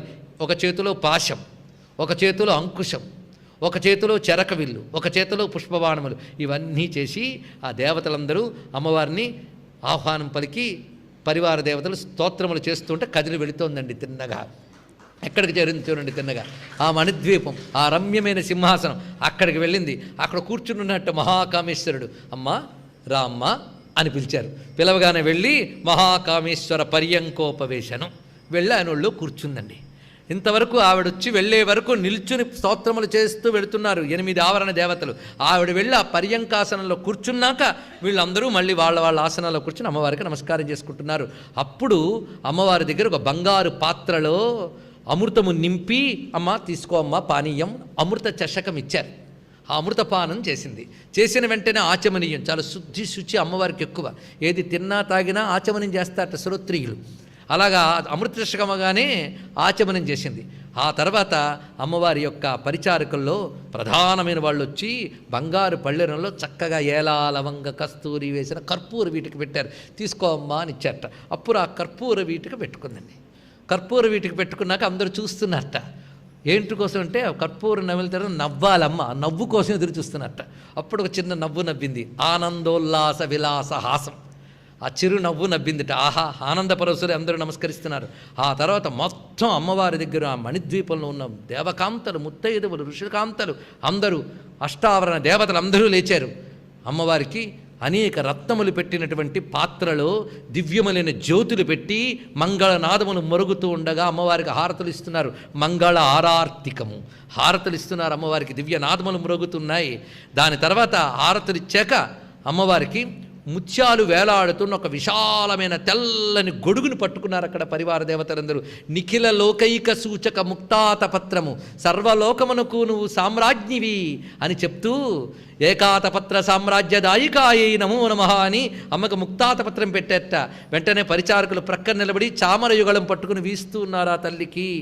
తర్వాత మణులు పొదిగిన బంగారపు అంచుతో కూడినటువంటి దర్పణ అమ్మవారికి ఇచ్చారు. అద్దం చూసుకుందిట ఆ తల్లి. తాళవృంతము, తాళవృంతం అంటే విసనకర్ర పట్టుకుని విసురుతూ ఉన్నారు. గంధం అలంకరించారు. రకరకాల పువ్వులతో సహస్రనామాలతో త్రిశతీ నామాలతో అమ్మవారికి అర్చన చేశారు దేవతలందరూ. అటువాట ధూపమును సమర్పించారు. ఆ ధూపము తర్వాత రకరకాల దీప మాలికలు ప్రకాశిస్తూ ఉన్నాయి. ఆ తర్వాత నైవేద్యము అమ్మవారికి చక్కగా ఇస్తూ ఉంటే అందరికీ కూడా అందరికీ ఆహారం అందిందా అని అడిగిందిట. అందరూ తింటున్నారని తెలిసి అమ్మవారు కూడా ఆరగింపు చేశారు. మహానైవేద్యాన్ని పుచ్చుకున్నారు. ఆ తర్వాత మళ్ళీ తాంబూలము నీరాజనము అందరూ సాష్టాంగ నమస్కారములు. ఇవి 64 ఉపచారాలు. ఈ 64 ఉపచారములతో శోభిల్లుతున్న తల్లి చతుషష్ట్యుపచారాఢ్యా అని కీర్తించబడుతున్నది. 64 సంపూర్ణత్వానికి సంకేతం. అటువంటి ఆ తల్లికి నమస్కారము. ఎందుకంటే 64 ఉపచారాలు ఎందుకు చెప్పారు? మధ్యలో ఉన్న ఆవిడ ఒక్కరే, మిగిలిన 8. 8 ప్రధానంగా ఒక్కొక్క శక్తులు 64 ప్రధాన శక్తులు ఉంటాయి. ఈ 64 శక్తులే ప్రధానంగా వీటిలో పూనుకుని ఉంటాయి. వాళ్ళకి సహాయ శక్తులు చాలా ఉన్నాయి. అందుకే వాళ్ళ చేత ఈ ఉపచారాలన్నీ పొందుతుంది. అందుకు 64 ఉపచారాలు. 64 కళామయీ, తర్వాత 64 కళల తల్లి విడ. 64 కళలు అమ్మవారే. ఇందులో ఏ కళ ప్రకాశించినా అమ్మవారి యొక్క స్వరూపమే. అందుకే అమ్మ ఆరాధకులకి ఏ కళకి తక్కువ అండి, అన్ని కళల తల్లి ఆవిడ. కళలు అంటే విద్యలు, ఇదొక అర్థం. కళాభ్యాం చూడాలంకృత శశికళాభ్యాం నిజ తపఫలాభ్యాం భక్తేషు ప్రకటిత ఫలాభ్యాం. శంకర భగవత్పాలు వారు ప్రారంభమే కళ అని మొదలుపెట్టారైనా. పంచదశి మహామంత్రంలో ప్రథమాక్షరం ఎత్తుకున్నారు అక్కడ. శివానంద లహరిలో చూడండి మహానుభావుడు. అందుకు కళాభ్యాం అనగానే వచ్చింది అక్కడ. అందుకు కళల తల్లేవి, విద్యాస్వరూపులు వాళ్ళు. అందుకు అమ్మ సర్వకళలు మొత్తం 64 కళ్ళు అండేవి. 64 కళ్ళు అంటే సామాన్యమా? లోకంలో 64 కళ్ళు అంటాం కానీ పేర్లేనే తెలుసా మనకి? 64 కళ్ళు మళ్ళీ 2 చేయండి. 64 ఎంత? 128గా 128 కళలట మొత్తం. ఇందులో ఒక 64 విద్యా కళలు, ఒక 64 వృత్తి కళలు. వృత్తి కళలు అంటే ప్రొఫెషన్స్. విద్యా కళలు అంటే నాలెడ్జ్. అది కళ, ఇది కళ, 2 రకాల కళలు. ఇవన్నీ చూస్తుంటే ఇవన్నీ ఏమైపోయాయా అనిపిస్తుంది. మన దేశంలో మొత్తం 64 రకాల విద్యలు ఉండేవి, 64 రకాల వృత్తులు ఉండేవి, వృత్తి కళలు ఉండేవి. ఏమి ఎన్నో పోగొట్టుకున్నాం. పేర్లేనా చూస్తే మన క్రమంగా అన్వీక్షకి, త్రయి, వార్త, దండనీతి, ఆకర్షణ, స్తంభన, మారణ, విద్వేషణ, ఉచ్చాటన, వేదములు, 4 వేదములు. అదేవిధంగా శిక్ష, వ్యాకరణ, ఛంద, నిరుక్త, జ్యోతిష, కల్ప, మీమాంస, న్యాయశాస్త్ర, పురాణ, ధర్మశాస్త్ర, ఆయుర్వేద, ధనుర్వేద, నీతిశాస్త్ర, అర్థశాస్త్ర, ఉపపురాణ. ఇక ఆ పురాణములు 18 లెక్క పెట్టుకోవాలి ఇక్కడ మనం పరిపూర్ణంగా. అదేవిధంగా రకరకాల ధర్మముల్లో దౌర్వాస, నారదీయ, కాపిల, మానవ, ఔషణ, బ్రహ్మాండ, వారుణ, కౌశిక, లైంగ, సాంబ, సౌర, పారాశర, మారీచ, భార్గవ విద్యలు. ఇవి 64. ఇవి కాక గీత, వాద్య, నృత్య, నాట్య, ఆలేఖ్య, విశేషక, పుష్పతండుల, బల్యాది, కుసుమాస్తర, దంతవస్త్రాంగరాగ, మణికుట్టి కర్మ, శయ్యావిధి, వారివాద్య, చిత్రయోగ, పుష్పలావిక, మాల్యాగ్రదన, నేపథ్యరచన, కర్ణపత్రభంగ, సుగంధరచన, భూషాయోగ, ఇంద్రజాల, కౌచుమార, చిత్రశాఖాపూప, భక్ష్యక్రియ, హస్తలాఘవ, పానకాసవరాగాది నిర్మాణ, సూచీవాయ ప్రక్రియ, వీణాడమరువాద్య, సూత్రక్రీడ, ప్రహేళిక, ప్రతిమాల, దుర్వాచకయోగ, పుస్తకవాచక, నాటికాక్షాయక, సమస్యాపూరణ, పట్టికావేత్రవాస, తక్షకర్మ, తక్షణ, వాస్తువిద్య, రత్నరూప పరీక్ష, ధాతువాద, మణిరాగ జ్ఞాన, ఆకరవేదన, వృక్షాయుర్వేద, మేషకుక్కుటలావాది యుద్ధ, శారికాసుకాలాపన, కేశప్రసాధన, అక్షరోత్పాదన, ముష్టికాకదన, మ్లేచ్ఛతర్క వికల్ప, దేశభాషాది వేదన, ప్రసూన శకల జ్ఞాన, నిమిత్త జ్ఞాన, యంత్రమాతృక జ్ఞాన, ధారణయంత్ర, సంవాచ్య, మానసీకావ్యక్రియ, ఛందోధి, నానాకోశధి, నానాక్రియాదికల్ప, చల ఆశయయోగ, వస్త్రసంగోపన, ద్యూత, బాలక్రీడ, ఆకర్షణ క్రీడ, వైతాళికి విద్య. ఇవ్వండి మొత్తం ఇన్ని రకాల విద్యల యొక్క స్వరూపం అమ్మవారు. ఇది 64 కళామయీ. ఇంతవరకు ఇప్పుడు మహాచతుషష్ఠి కోటి యోగిని గణసేవిత. అమ్మవారిని కోరుకుంటున్న యోగిని గణాలన్నీ మహాచతుషష్ఠి కోటి, 64 కోట్ల యోగిని గణములు. వీళ్ళు అతి గొప్పవారు కనుక మహావిశేషం. ఎందుకంటే ఇంతమంది సంఖ్య ఎక్కడైనా ఉంటారా? అందుకు మహా అని దండం పెట్టాల్సిందే. వీళ్ళు ఎవరయ్యా అంటే మొత్తం శ్రీచక్రంలో ఉన్నటువంటి దేవతలను ప్రధానంగా చెప్పుకున్నప్పటికీ కూడా అసలు శ్రీచక్రంలో భూపురంలోనే అంటే త్రైలోక్యమోహన చక్రంలోనే మధ్య రేఖ ఉంటుంది, స్క్వేర్. ఆ చతురస్ర రేఖలోనే 8 మంది మాతృకా దేవతలు ఉన్నారుగా. బ్రాహ్మి, మాహేశ్వరి, కౌమారి, వైష్ణవి, వారాహి, మాహేంద్రి, చాముండ, మహాలక్ష్మి. వీళ్ళకి మళ్ళీ ఒక్కొక్కరికి 8 చొప్పున శక్తులు ఉంటాయి. అక్షోభ్యా మొదలైన శక్తులు అంటే మొత్తం ఎన్నయ్యి 64 అయ్యాయి. ఒక్కొక్కరికి ఒక్కొక్క కోటి చొప్పున సహాయ శక్తులు ఉంటాయటండి. వీళ్ళు 64 కోట్లు వీళ్ళే. ఇలా మనం చూస్తుంటే మొత్తం కలుపుకుంటే అమ్మవారి శ్రీచక్రంలో 576 కోట్ల యోగిని దేవతలు ఉంటారు. ఇప్పుడు లెక్క కట్టండి. మనం అనుకుంటున్న చిన్న శ్రీచక్రంలో ఎందరు శక్తులు ఉంటారో చూడగలిగే శక్తి మనకు లేదు, కానీ ఉండగలిగే శక్తి అమ్మవారికి ఉంది. ఇది చూడండి ఇక్కడ. అలాంటి అన్ని శక్తులు అమ్మవారి నిరంతరం సేవిస్తూ ఉంటాయి కనుక యోగిని గణసేవిత ఇది చెప్పబడుతున్నది. ఇంతవరకు మనకి ఆ శ్రీచక్ర విద్య అంతా మొత్తం ఆరాధన చేసుకున్నట్టే అనిపించలే, మొత్తం చూపించాడు. ఇదే మహాయాగ క్రమారాధ్య అని చెప్పబడుతున్న అమ్మవారి యొక్క దివ్యస్వరూపం. ఇక మంత్ర విశేషాలు చూపిస్తున్నాడు. ఇక్కడి నుంచి మనకి మను విద్య నుంచి పంచకృత్య పరాయణ వరకు విద్యా విశేషములు అంటే మంత్ర విశేషములైన రహస్యములు చూపిస్తున్నాడు. మను విద్యా చంద్ర విద్యా చంద్రమండల మధ్యగా చారు రూపా చారుహాస చారుచంద్ర కళాధరా. ఇక్కడికి వస్తున్నాం. మను విద్య, అమ్మవారి విద్య మను విద్య.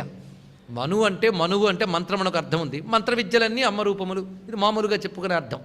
అసలు అమ్మవారి ప్రధానమైన విద్య ఏదైతుందో శ్రీ విద్య, మనకిప్పుడు లోకంలో ఒక పద్ధతి తెలుసు, కాది విద్య అంటాం. ఇంకా ఎన్ని పద్ధతులు ఉన్నాయో. ఒక్కొక్కరు అమ్మవారిని ఒక్కొక్క రకంగా ఉపాసన చేశారు.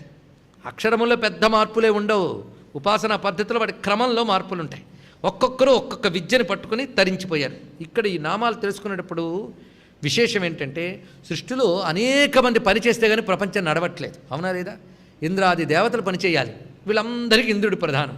ఇవి కాక మనువులు పనిచేయాలి, ప్రజాపతులు పనిచేయాలి, శివుడు పనిచేయాలి, విష్ణువు పనిచేయాలి, రుద్రుడు మన బ్రహ్మ పనిచేయాలి, సుబ్రహ్మణ్యుడు పనిచేయాలి. ఇంతమంది పనిచేస్తేనే ప్రపంచం నడుస్తుంది. ఇంతమంది దేవతలు. మనం ఒక ఆఫీస్ పెట్టుకుంటేనే 50 మంది స్టాఫ్ కావాలి, చిన్న ఆఫీస్కే. మరి ప్రపంచమైన ఆఫీస్కి అంత స్టాఫ్ కావాలి. ప్రతి స్టాఫ్కి ఒక సమర్థత ఉండాలా లేదా, లేకపోతే అపాయింట్మెంటే లేదు. అందుకేం చేశారంటేట, ఈ దేవతలందరూ వాళ్ళ పని వాళ్ళు చేయడానికి సమర్థత కోసం ఏం చేయాలని బ్రహ్మగారిని అడిగారట. చూడండి గొప్ప విషయం. అలా ఒక్కొక్కరు వచ్చి మా పని మేము బాగా చేయాలంటే ఏం చేయాలి? బాగా చేయడం అంటే సమర్థత, శక్తి కదా. మీ శక్తి మీకు కావాలంటే శక్తిని ఉపాసించండి అన్నాడు. ఎవరికైనా ఇదే పెద్ద ఉపదేశం అండి. మన శక్తి మనం బాగా చూపించాలంటే శక్తిని ఉపాసించాలి. అందుకే చూడండి, నవరాత్రులు వస్తే ప్రతి వృత్తి పని వాళ్ళు వాళ్ళ వృత్తులు వాటన్నిటికీ పూజ చేసుకుంటూ ఉంటారు. వాళ్ళ ఆయుధాలు కావాలి, వాళ్ళ బుద్ధి కావాలి, అన్నీ బాగా పనిచేయాలని. ఏది చేసినా చేయకపోయినా అమ్మవారి పూజ మాత్రం మానకూడదు కదా. ఎందుకంటే శక్తులతోనే బతుకుతున్నాం గనక. అందుకు ఏమిటండి ఆ శక్తి అని అలా అడగడానికి ఏ శక్తి ఆధారమో ఆవిడే ఆ శక్తి. అంతే, శక్తి లేకపోతే ప్రశ్నే లేదు. శక్తి అంటే ఒకటి ఉంది కదా, అందుకు అన్ని శక్తులు అమ్మవారే. అందుకు మనువుకైనా ఆ మను అనే ఒక శక్తి ఉన్నది. ఆ మనుశక్తి లేకపోతే ఆయన పని ఆయన చేయలేడు. ఆ శక్తి కోసం ఆయన అమ్మవారిని ధ్యానం చేసేట. అప్పుడు బ్రహ్మగారు ఆయనకంటూ ఒక విద్యని చెప్పాడు, అమ్మవారి విద్యని. ఆయన ఆ విద్యతో అమ్మవారిని ఉపాసన చేసుకున్నాడు. అలాగే ఇంద్రుడు ఉన్నాడు, ఆయనకి అమ్మవారిని ఉపాసన చేశాడు. అలా ఎవరెవరు ఏ పద్ధతిలో వాళ్ళ శక్తి కోసం అమ్మవారిని ఉపాసన చేశారో ఆ పద్ధతిలో ఉన్న విద్యకి వాళ్ళ పేరు వచ్చిందండి. ఇది తెలుసుకోవాలి. దీన్ని బట్టి చూస్తూ ఉంటే దేవతలందరూ అమ్మవారి ఉపాసకులే. ఆవిడ అనుగ్రహం చేతనే వాళ్ళకి ఆ దేవత్వం అనేది వచ్చింది. అదేగా మనకి దేవి సప్తశతి కానీ ఇటువైపు బ్రహ్మాండ పురాణం కానీ చెప్తున్న విషయం. అలా 12 మంది ప్రధానంగా శ్రీ విద్యోపాసకులు ఉన్నారు. వీళ్ళ వల్లే శ్రీ విద్య వ్యాప్తి చెందింది. 12 మంది వల్ల. ఒకడు మనువు, రెండవది చంద్రుడు, తర్వాత ఇక పేర్లు చెప్పుకుందాం. కుబేరుడు, అగస్త్యుల వారు, లోపాముద్ర, మన్మథుడు, అగ్ని, ఇంద్రుడు, సూర్యుడు. సూర్యుడు పెద్ద శ్రీ విద్యోపాసకుడు ఉండోయి. అయితేనే అమ్మవారు అక్కడ ప్రకాశిస్తూ ఉన్నారు. అందుకు సూర్యుడు. దూర్వాసుడు మహానుభావుడు, ఇచ్చిందే మనకి ఆర్యాద్విషతి. ఆ మహానుభావుడు ఏర్పాటు చేసినటువంటి పద్ధతి ప్రకారమే ముఖ్యంగా కాంచీపురంలో కామాక్షిదేవి రాగానే ఎలా ఆరాధన చేయాలని ఆలోచించేట దేవతలందరూ. వస్తాళ్లే శివాంశతో పుట్టినవాడు, ఎందుకంటే శివుడు కానివాడు నా గురించి చెప్పలేడు, నన్ను పూజించలేడు అని చెప్పింది అమ్మవారు. అందుకు శివుడు రావాలి అని శివాంశతోను దూర్వాసుడు వచ్చి ఆయన శిష్యులను అక్కడ పెట్టాడు. నిత్యం పూజలు ఎలా జరగాలి అని ఏర్పాటు చేశాడు. ఆ దూర్వాసుడికి విధించిన పూజే అలా క్రమక్రమంగా వస్తుంది. ఈ దూర్వాసుడే తర్వాతి కాలంలో అనేక రూపములతో అక్కడ పూజా విధానం వ్యాప్తి చేశాడు. ఈ దూర్వాసుల వారి మూక కవిగా పుట్టి మూక పంచశత అందించాడని కామాక్షి విలాసం అనే గ్రంథం మనకు చెప్తున్నది. అమ్మవారి ఆరాధన ఆ శివాంశం ఉంటే కానీ చేయలేరండి. అందుకే ఆ దూర్వాసుడు ప్రధానంగా మనకు చెప్పబడుతున్నాడు. ఈయన వల్లనే అనేకములైన శ్రీ విద్యా విశేషములు వ్యాప్తి చెందాయి. అలాగే స్కందుడు, సుబ్రహ్మణ్యుడు అమ్మవారి ఉపాసకుల్లో చాలా గట్టివాడు. అందుకే శివశక్తి రూపుడు ఆయన. ఇంక ఉన్నాడు 12వ వాడు పెద్ద ఆయన శివుడు. మొత్తం ఈ 12 మందిట. మనువు, చంద్రుడు, కుబేరుడు, అగస్త్యుడు, లోపాముద్ర, మన్మథుడు, అగ్ని, ఇంద్రుడు, సూర్యుడు, దూర్వాసుడు, స్కందుడు, శివుడు. ఈ 12 మంది ఈ కూటత్రయ విద్యను వృద్ధి చేసిన వాళ్ళు. కూటత్రయ విద్య అంటే వాగ్భవకూట, కామరాజకూట, శక్తికూట అని చెప్పబడే విద్యలని వాళ్ళ పద్ధతిలో వాళ్ళు ఉపాసనలు చేశారు. ఇలా వచ్చినది అమ్మవారి విద్య గనక మనకి మానవులకి ప్రధానంగా మొదటివాడు మనువు. అంతే కదా, స్వయంభూ మనువు. ఇతడు ప్రారంభం సృష్టికి మన లెక్కలో. అందుకు మను విద్య అని ప్రారంభించారంటే దీని శాస్త్రాలు ఉపలక్షక న్యాయము అంటారండి. ఎందుకంటే మనం ఒక ట్రైన్ వచ్చేటప్పుడు అలా ప్లాట్ఫారం మీద నిలబెడతాం. ముందు ఇంజిన్ వస్తూ ఉంటుంది, వాడు అనౌన్స్ చేసిన తర్వాత ఇంజిన్ దగ్గర ఆ ట్రైన్ వచ్చిందండి అంట. అది వచ్చిందని మొత్తం వచ్చిందని అర్థం. అందుకు మనువు చెప్పారనగా మొత్తం 12 మంది కంపార్ట్మెంట్లు చెప్పాను అర్థం అనమాట. ఇక్కడ మను విద్య అంటే మొత్తం అయింది. ఉపలక్షక న్యాయం అంటే ఇది అర్థం. ఒకటి రెండు చెప్తే మొత్తం అర్థం చేసుకోవాలి అన్నాడు ఇక్కడ. అందుకు ఒకటి రెండు చెప్పాలి కదా, ఒకటి చెప్పారకుండా రెండోది చెప్పారు. మను విద్య, చంద్ర విద్య, ఇది చెప్పాడు ఇక్కడ. చంద్ర విద్య అంటే చంద్రుడు ఉపాసించినటువంటి విద్య చంద్ర విద్య.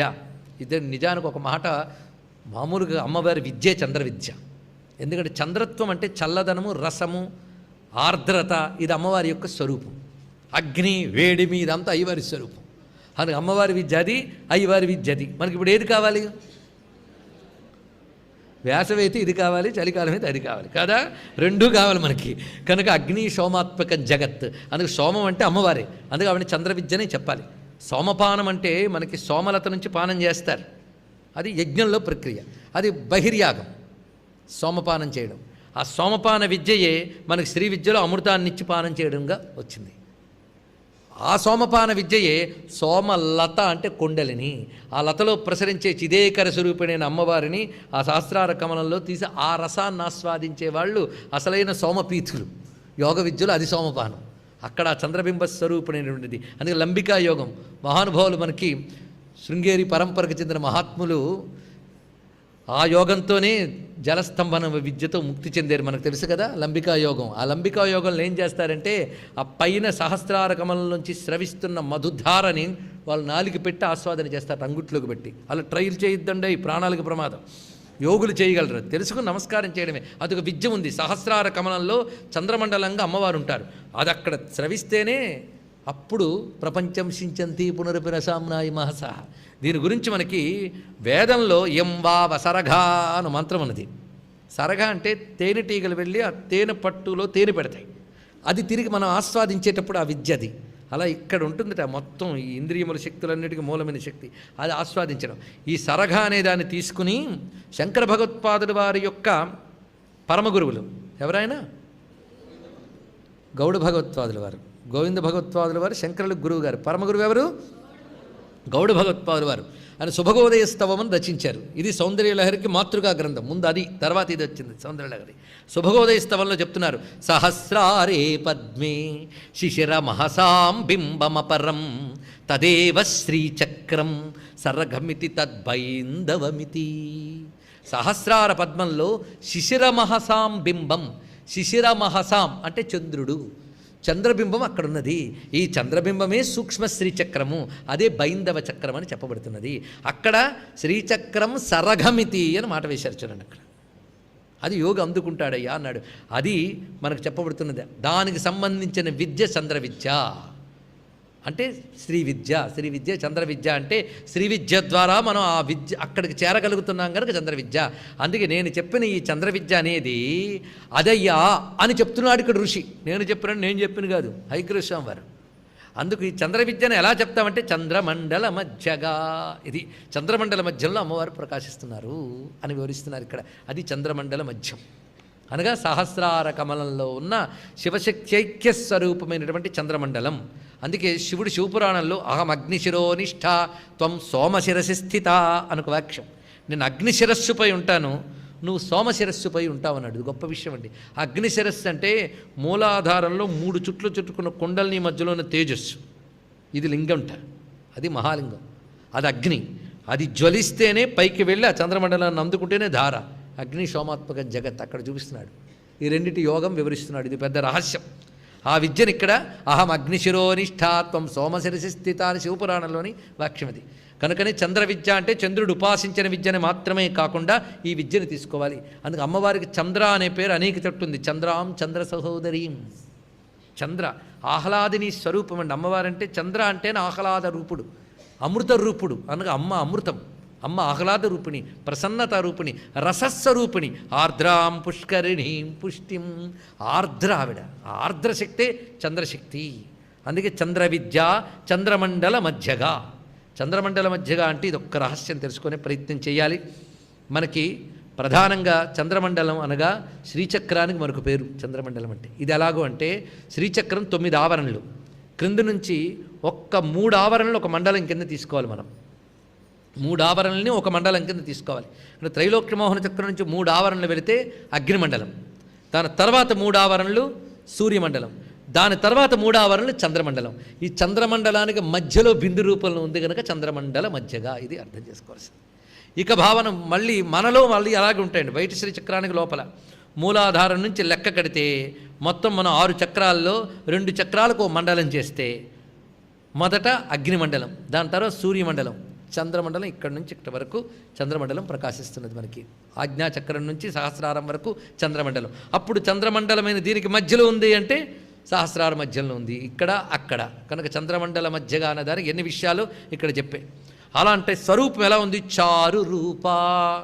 చారు అంటే మనోహరమైన అనర్థం, మనస్సుని హరించేటువంటి అత్యంత సుందరమైన రూపం. అందుకే చారు రూప. చంద్రుడు ఎవరికండి అందంగా ఉండడు? చూసావా చంద్రుడు ఎంత బాగున్నాడు, ఏముంది ఇందులో అన్నట్టు ఒక ఆయన. ఏం చెప్తారో చెప్పండి. ఇక్కడ చంద్రుడిని చూసి ఆనందించలేకపోతే ఇంకేం చెప్తామండి? చక్కని చంద్రుడు. అలాగే అమ్మవారి తత్వం కూడా ఎవరికి ఆనందం కలిగిస్తుంది? ఆ రసోల్లాస లక్షణం ఉండాలి. అది చారు రూప, ఆ చక్కని స్వరూపంతో ప్రకాశిస్తుంది. అలాంటి ఆహ్లాదకరమైన రూపం అమ్మవారిది, అత్యంత మనోహరమైనది. అయితే అలాంటి సౌందర్య రూపాన్ని ఏమనాలి అంటే చారు రూప అనే దానికి శంకర భగవత్పాదుల వారు త్రిశతి భాష్యంలో గొప్ప మాట చెప్పారండి. అది ఇక్కడ తెచ్చుకోవచ్చు. దుఃఖాస్పర్శ పరమానంద రూపతయా అని గొప్ప మాట చెప్పారు. దుఃఖము యొక్క స్పర్శ ఏమీ లేని ఆనందంట. సృష్టిలో మీరు ఏ ఆనందం తీసుకున్నా దాని దుఃఖ స్పర్శ ఉంది, అవునా లేదా మీరు ఆలోచించండి. ఒక ధనం వస్తే దానికి కావలసిన బోల్డన్ని దుఃఖ స్పర్శలు ఉన్నాయి. అందుకే ఆర్జన దుఃఖం, వినియోగ దుఃఖం, తర్వాత వ్యయ దుఃఖం, ఇన్ని ఉంటాయట. తర్వాత ఎప్పుడు పోతుందో అని భయం. సృష్టిలో దేనికైనా పక్కన ఆనందం అనుభవిస్తున్నంటే పక్కన నేను ఉన్నా అని పొంచి చూస్తుంటుంది దుఃఖం. అందుకే లోక సుఖములన్నీ దుఃఖస్పర్శ ఉన్నవే. కేవలం అమ్మ ఆ దుఃఖస్పర్శ ఏమీ లేనటువంటి శుద్ధ ఆనంద రూపిణి కనుక చారు రూప అంటే కేవల ఆనంద రూపిణి, ఇది అర్థం అండి. చారు రూప. అంత ఆనందం మరి వ్యక్తం కావాలి కదా, అంత చారు రూపం యొక్క ఆనందం అంతా నవ్వులో చూపిస్తుందట. చారుహాస, ఎంత గొప్ప మాట. చారుహాస ఇదొక విద్య అండి. అమ్మ నవ్వు, ఆ నవ్వులో ఆ చారుత్వం కనబడుతుందట. అంటే ఏమాత్రం దుఃఖపు ఛాయ లేదు. అంటే భయము, శోకము, శంక, మోహము, లోపము ఇవన్నీ దుఃఖం యొక్క అవతారాలు. అవేవీ లేనటువంటి అంత ప్రసన్న గంభీరమైన పరిపూర్ణమైన ఆనందం అమ్మవారు. అందుకే చారు రూపానికి తోడు చారుహాస, అటువంటి చిరునవ్వు. చారు చంద్ర కళాధర, ఎంత ఆ రూపము, ఆ నవ్వు, ఆ చంద్రుడు, మూడు చూపిస్తున్నారు. ఇది ఎక్కడ భావించాలి? చంద్రమండల మధ్యగా అక్కడ కూర్చుంది ఆవిడ. ఆ శ్రీచక్ర మధ్యంలో బిందువులో కూర్చుని ఉన్నటువంటి తల్లి చారు రూపంతో ప్రకాశిస్తూ, చారు హాసం చేస్తూ, చారు చంద్ర కళాధరని ధరించిందిట. చారు చంద్ర కళాధర ఏమిటా చంద్రకళ? అసలు చంద్రకళ ధరించిన అమ్మని తలంచుకుంటే ఏమొస్తుందో శాస్త్రం చెప్తాను చూడండి. అందుకే ఇవన్నీ ఊరికి నామం అనడం కాదు కదా. ఈ నామం అనుకున్నప్పుడు ఏం చూశారు? వాచి చూశారా? అమ్మని చూశాం కదా. వాచి చూశారా? చంద్రుడిని చూశారా? చంద్రుడినే కదా. అలా ఒక్కసారి అనుకుంటే చాలా ఏమొస్తుందో చెప్తున్నాడు చూడండి. విశుద్ధ జ్ఞాన దేహాయ త్రివేదీ దివ్యచక్షుషే శ్రేయప్రాప్తి నిమిత్తాయ నమః సోమార్ధధారిణి. ఇదే చంద్రశేఖర అన్న ఇదే అర్థం. విశుద్ధమైన జ్ఞానదేహం కలిగినవాడు, త్రివేది, 3 కాలాలని 3 లోకాలని తెలిసినవాడు, దివ్యదృష్టి కలిగినవాడు, చంద్రశేఖరుడు అయిన స్వామిని ధ్యానిస్తే శ్రేయప్రాప్తి నిమిత్తాయ, శ్రేయప్రాప్తికే ఇలాంటి స్వరూపాన్ని ధ్యానించాలట.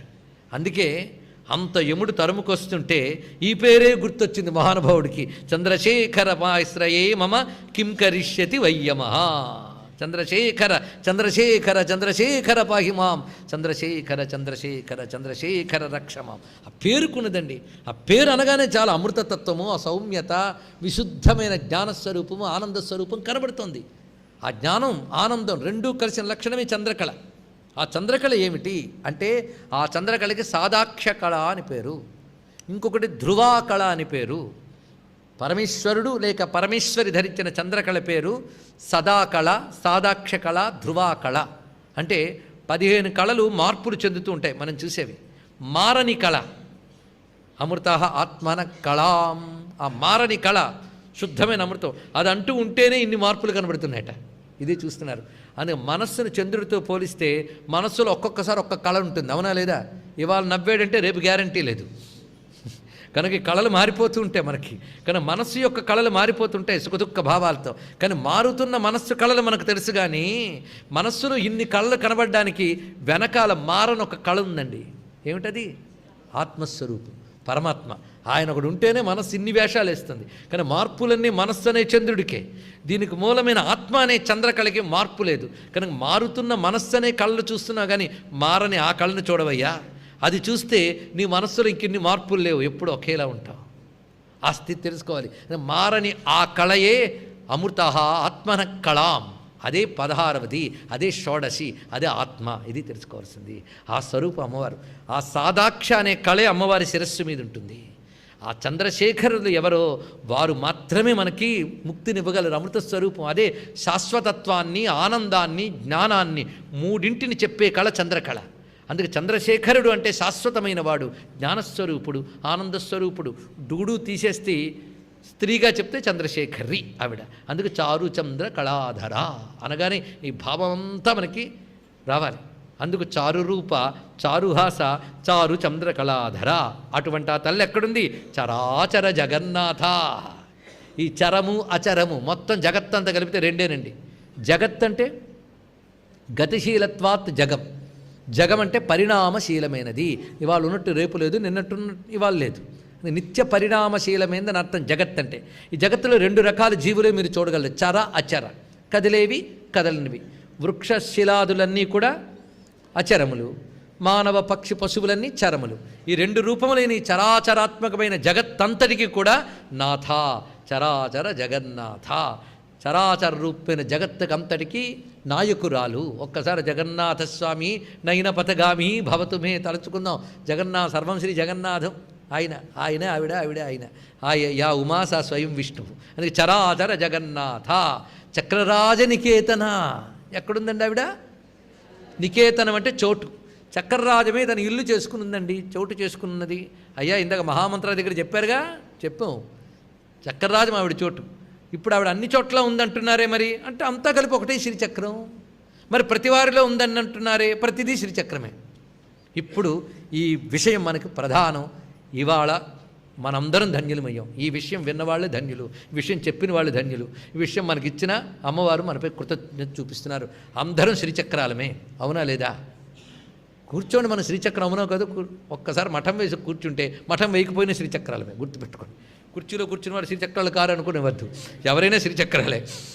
కూర్చుంటే ఒక్కసారి మనం తిన్నగా సరిగ్గా శ్రీచక్రం గురించి ఒక సూచన ఇచ్చాం. అందుకే మొదటి రోజు అలర్ట్గా విన్న వాళ్ళకి తర్వాత అర్థమవుతుంది. 40 రోజులు ఉంది కదా, ఎప్పుడో ఒకసారి వెళ్ళిపోదామనిలేండి అంటే వాళ్ళకి ఏదీ అవసరం లేదు.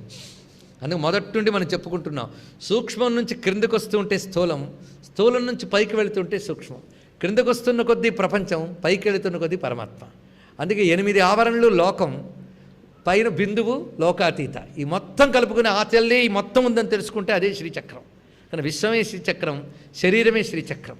ఈ పిండాండ బ్రహ్మాండ సమన్వయమే శ్రీచక్రోపాసన. ఇప్పుడు మనందరం శ్రీచక్రాలమే. ఇది హాయిగా అందరం భావించవచ్చు. శ్రీచక్రానికి 9 ఆవరణలు ఉన్నాయి కదా, తెలిసిన వాళ్ళు తెలుసుకోండి, తెలుసుకునే వాళ్ళు కూడా తెలుసుకోండి. మొత్తం 9 ఆవరణలో మొట్టమొదటిది బిందువు, దాని తర్వాత త్రికోణం, దాని తర్వాత అష్టత్రికోణం, దాని తర్వాత దశత్రికోణం, దాని తర్వాత బహిర్దశారం, దాని తర్వాత 14 త్రికోణాలు, దాని తర్వాత అష్టదళ పద్మం, తర్వాత షోడశదళ పద్మం, దాని తర్వాత భూపురం. కానీ మీరు పరిశీలిస్తే అష్టదళానికి అటు ఇటు ఒక సర్కిల్ గీసి ఉంటుంది, అది గుర్తుపెట్టుకోండి. అలాగే షోడశ దళానికి అటు తర్వాత 3 గీసి ఉంటాయి. ఆ తర్వాత వస్తోంది భూపురం. ఈ భూపురం వచ్చినప్పుడు 3 గీతలు ఉంటాయి. చతురస్రం ఒకటి చెప్పినా 3 గీతలు ఉంటాయి. ఎప్పుడైనా శ్రీచక్రం కావాలంటే ఇక్కడ అమ్మవారు ఆలయంలో ఉంది, వెళ్ళి చూసుకోండి. మేరు ప్రస్తారమే. ఇప్పుడు మనందరం మేరు ప్రస్తారాలమే, తిన్నగా కూర్చుంటే మేరు ప్రస్తారాలమే. ఇక్కడుంది బిందువు. ఎలా ఉందో చూడండి, భావించుకోండి. శ్రీచక్రం బ్రహ్మరంధ్రేతు సువృత్తంచ త్రికోణకం లలాటే అష్టారచక్రంచ భ్రువోర్మధ్యే దశారకం బహిర్దశారం కంఠేతు మన్వస్రం హృదయే భవేత్ కుక్షౌతు ప్రథమం వృత్తం నాభ్యామష్టదళాంబుజం కక్ష్యాం ద్వితీయవలయం స్వాధిష్టానే కళాశ్రకం తస్యాధస్తాత్ తృతీయం మూలాధారే చతురస్రకం ద్వితీయం భూపురంజంఘే తృతీయం వామజంఘకే త్రిపురేశీ మహాయంత్రం సృష్టిన్యాస విధిక్రమాత్.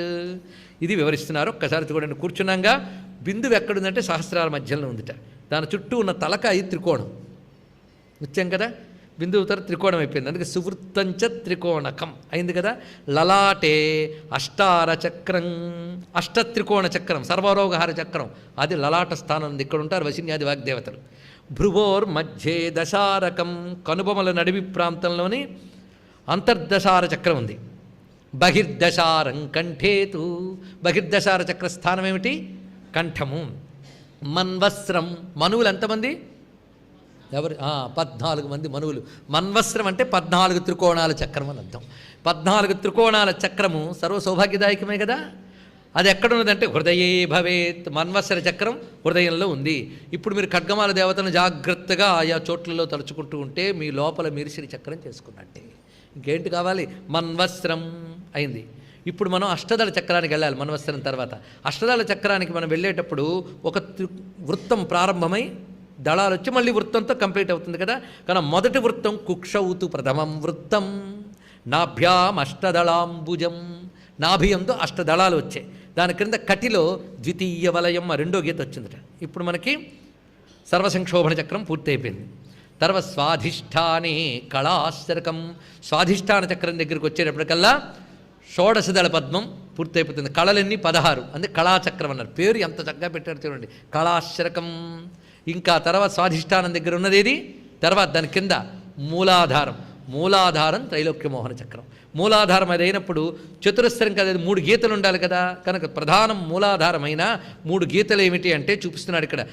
అందులో ద్వితీయం భూపురంజంఘే, తృతీయం వామజంఘకే.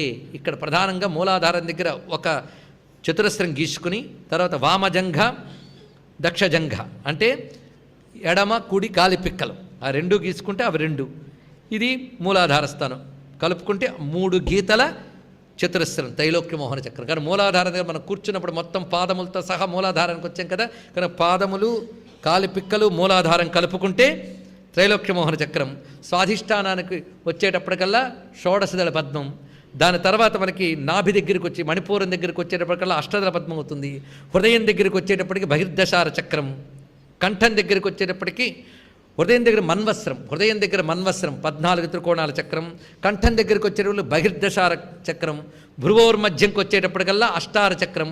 లలాట ప్రాంతమంతా మనకి భ్రువోర్మధ్య దశారకం అంతర్దశార చక్రం. లలాట ప్రాంతమంతా అష్టత్రికోణ చక్రం. తల పై భాగమంతా త్రికోణ చక్రం. సహస్రార మధ్యంలో బిందు చక్రం. మొత్తం వచ్చిందా?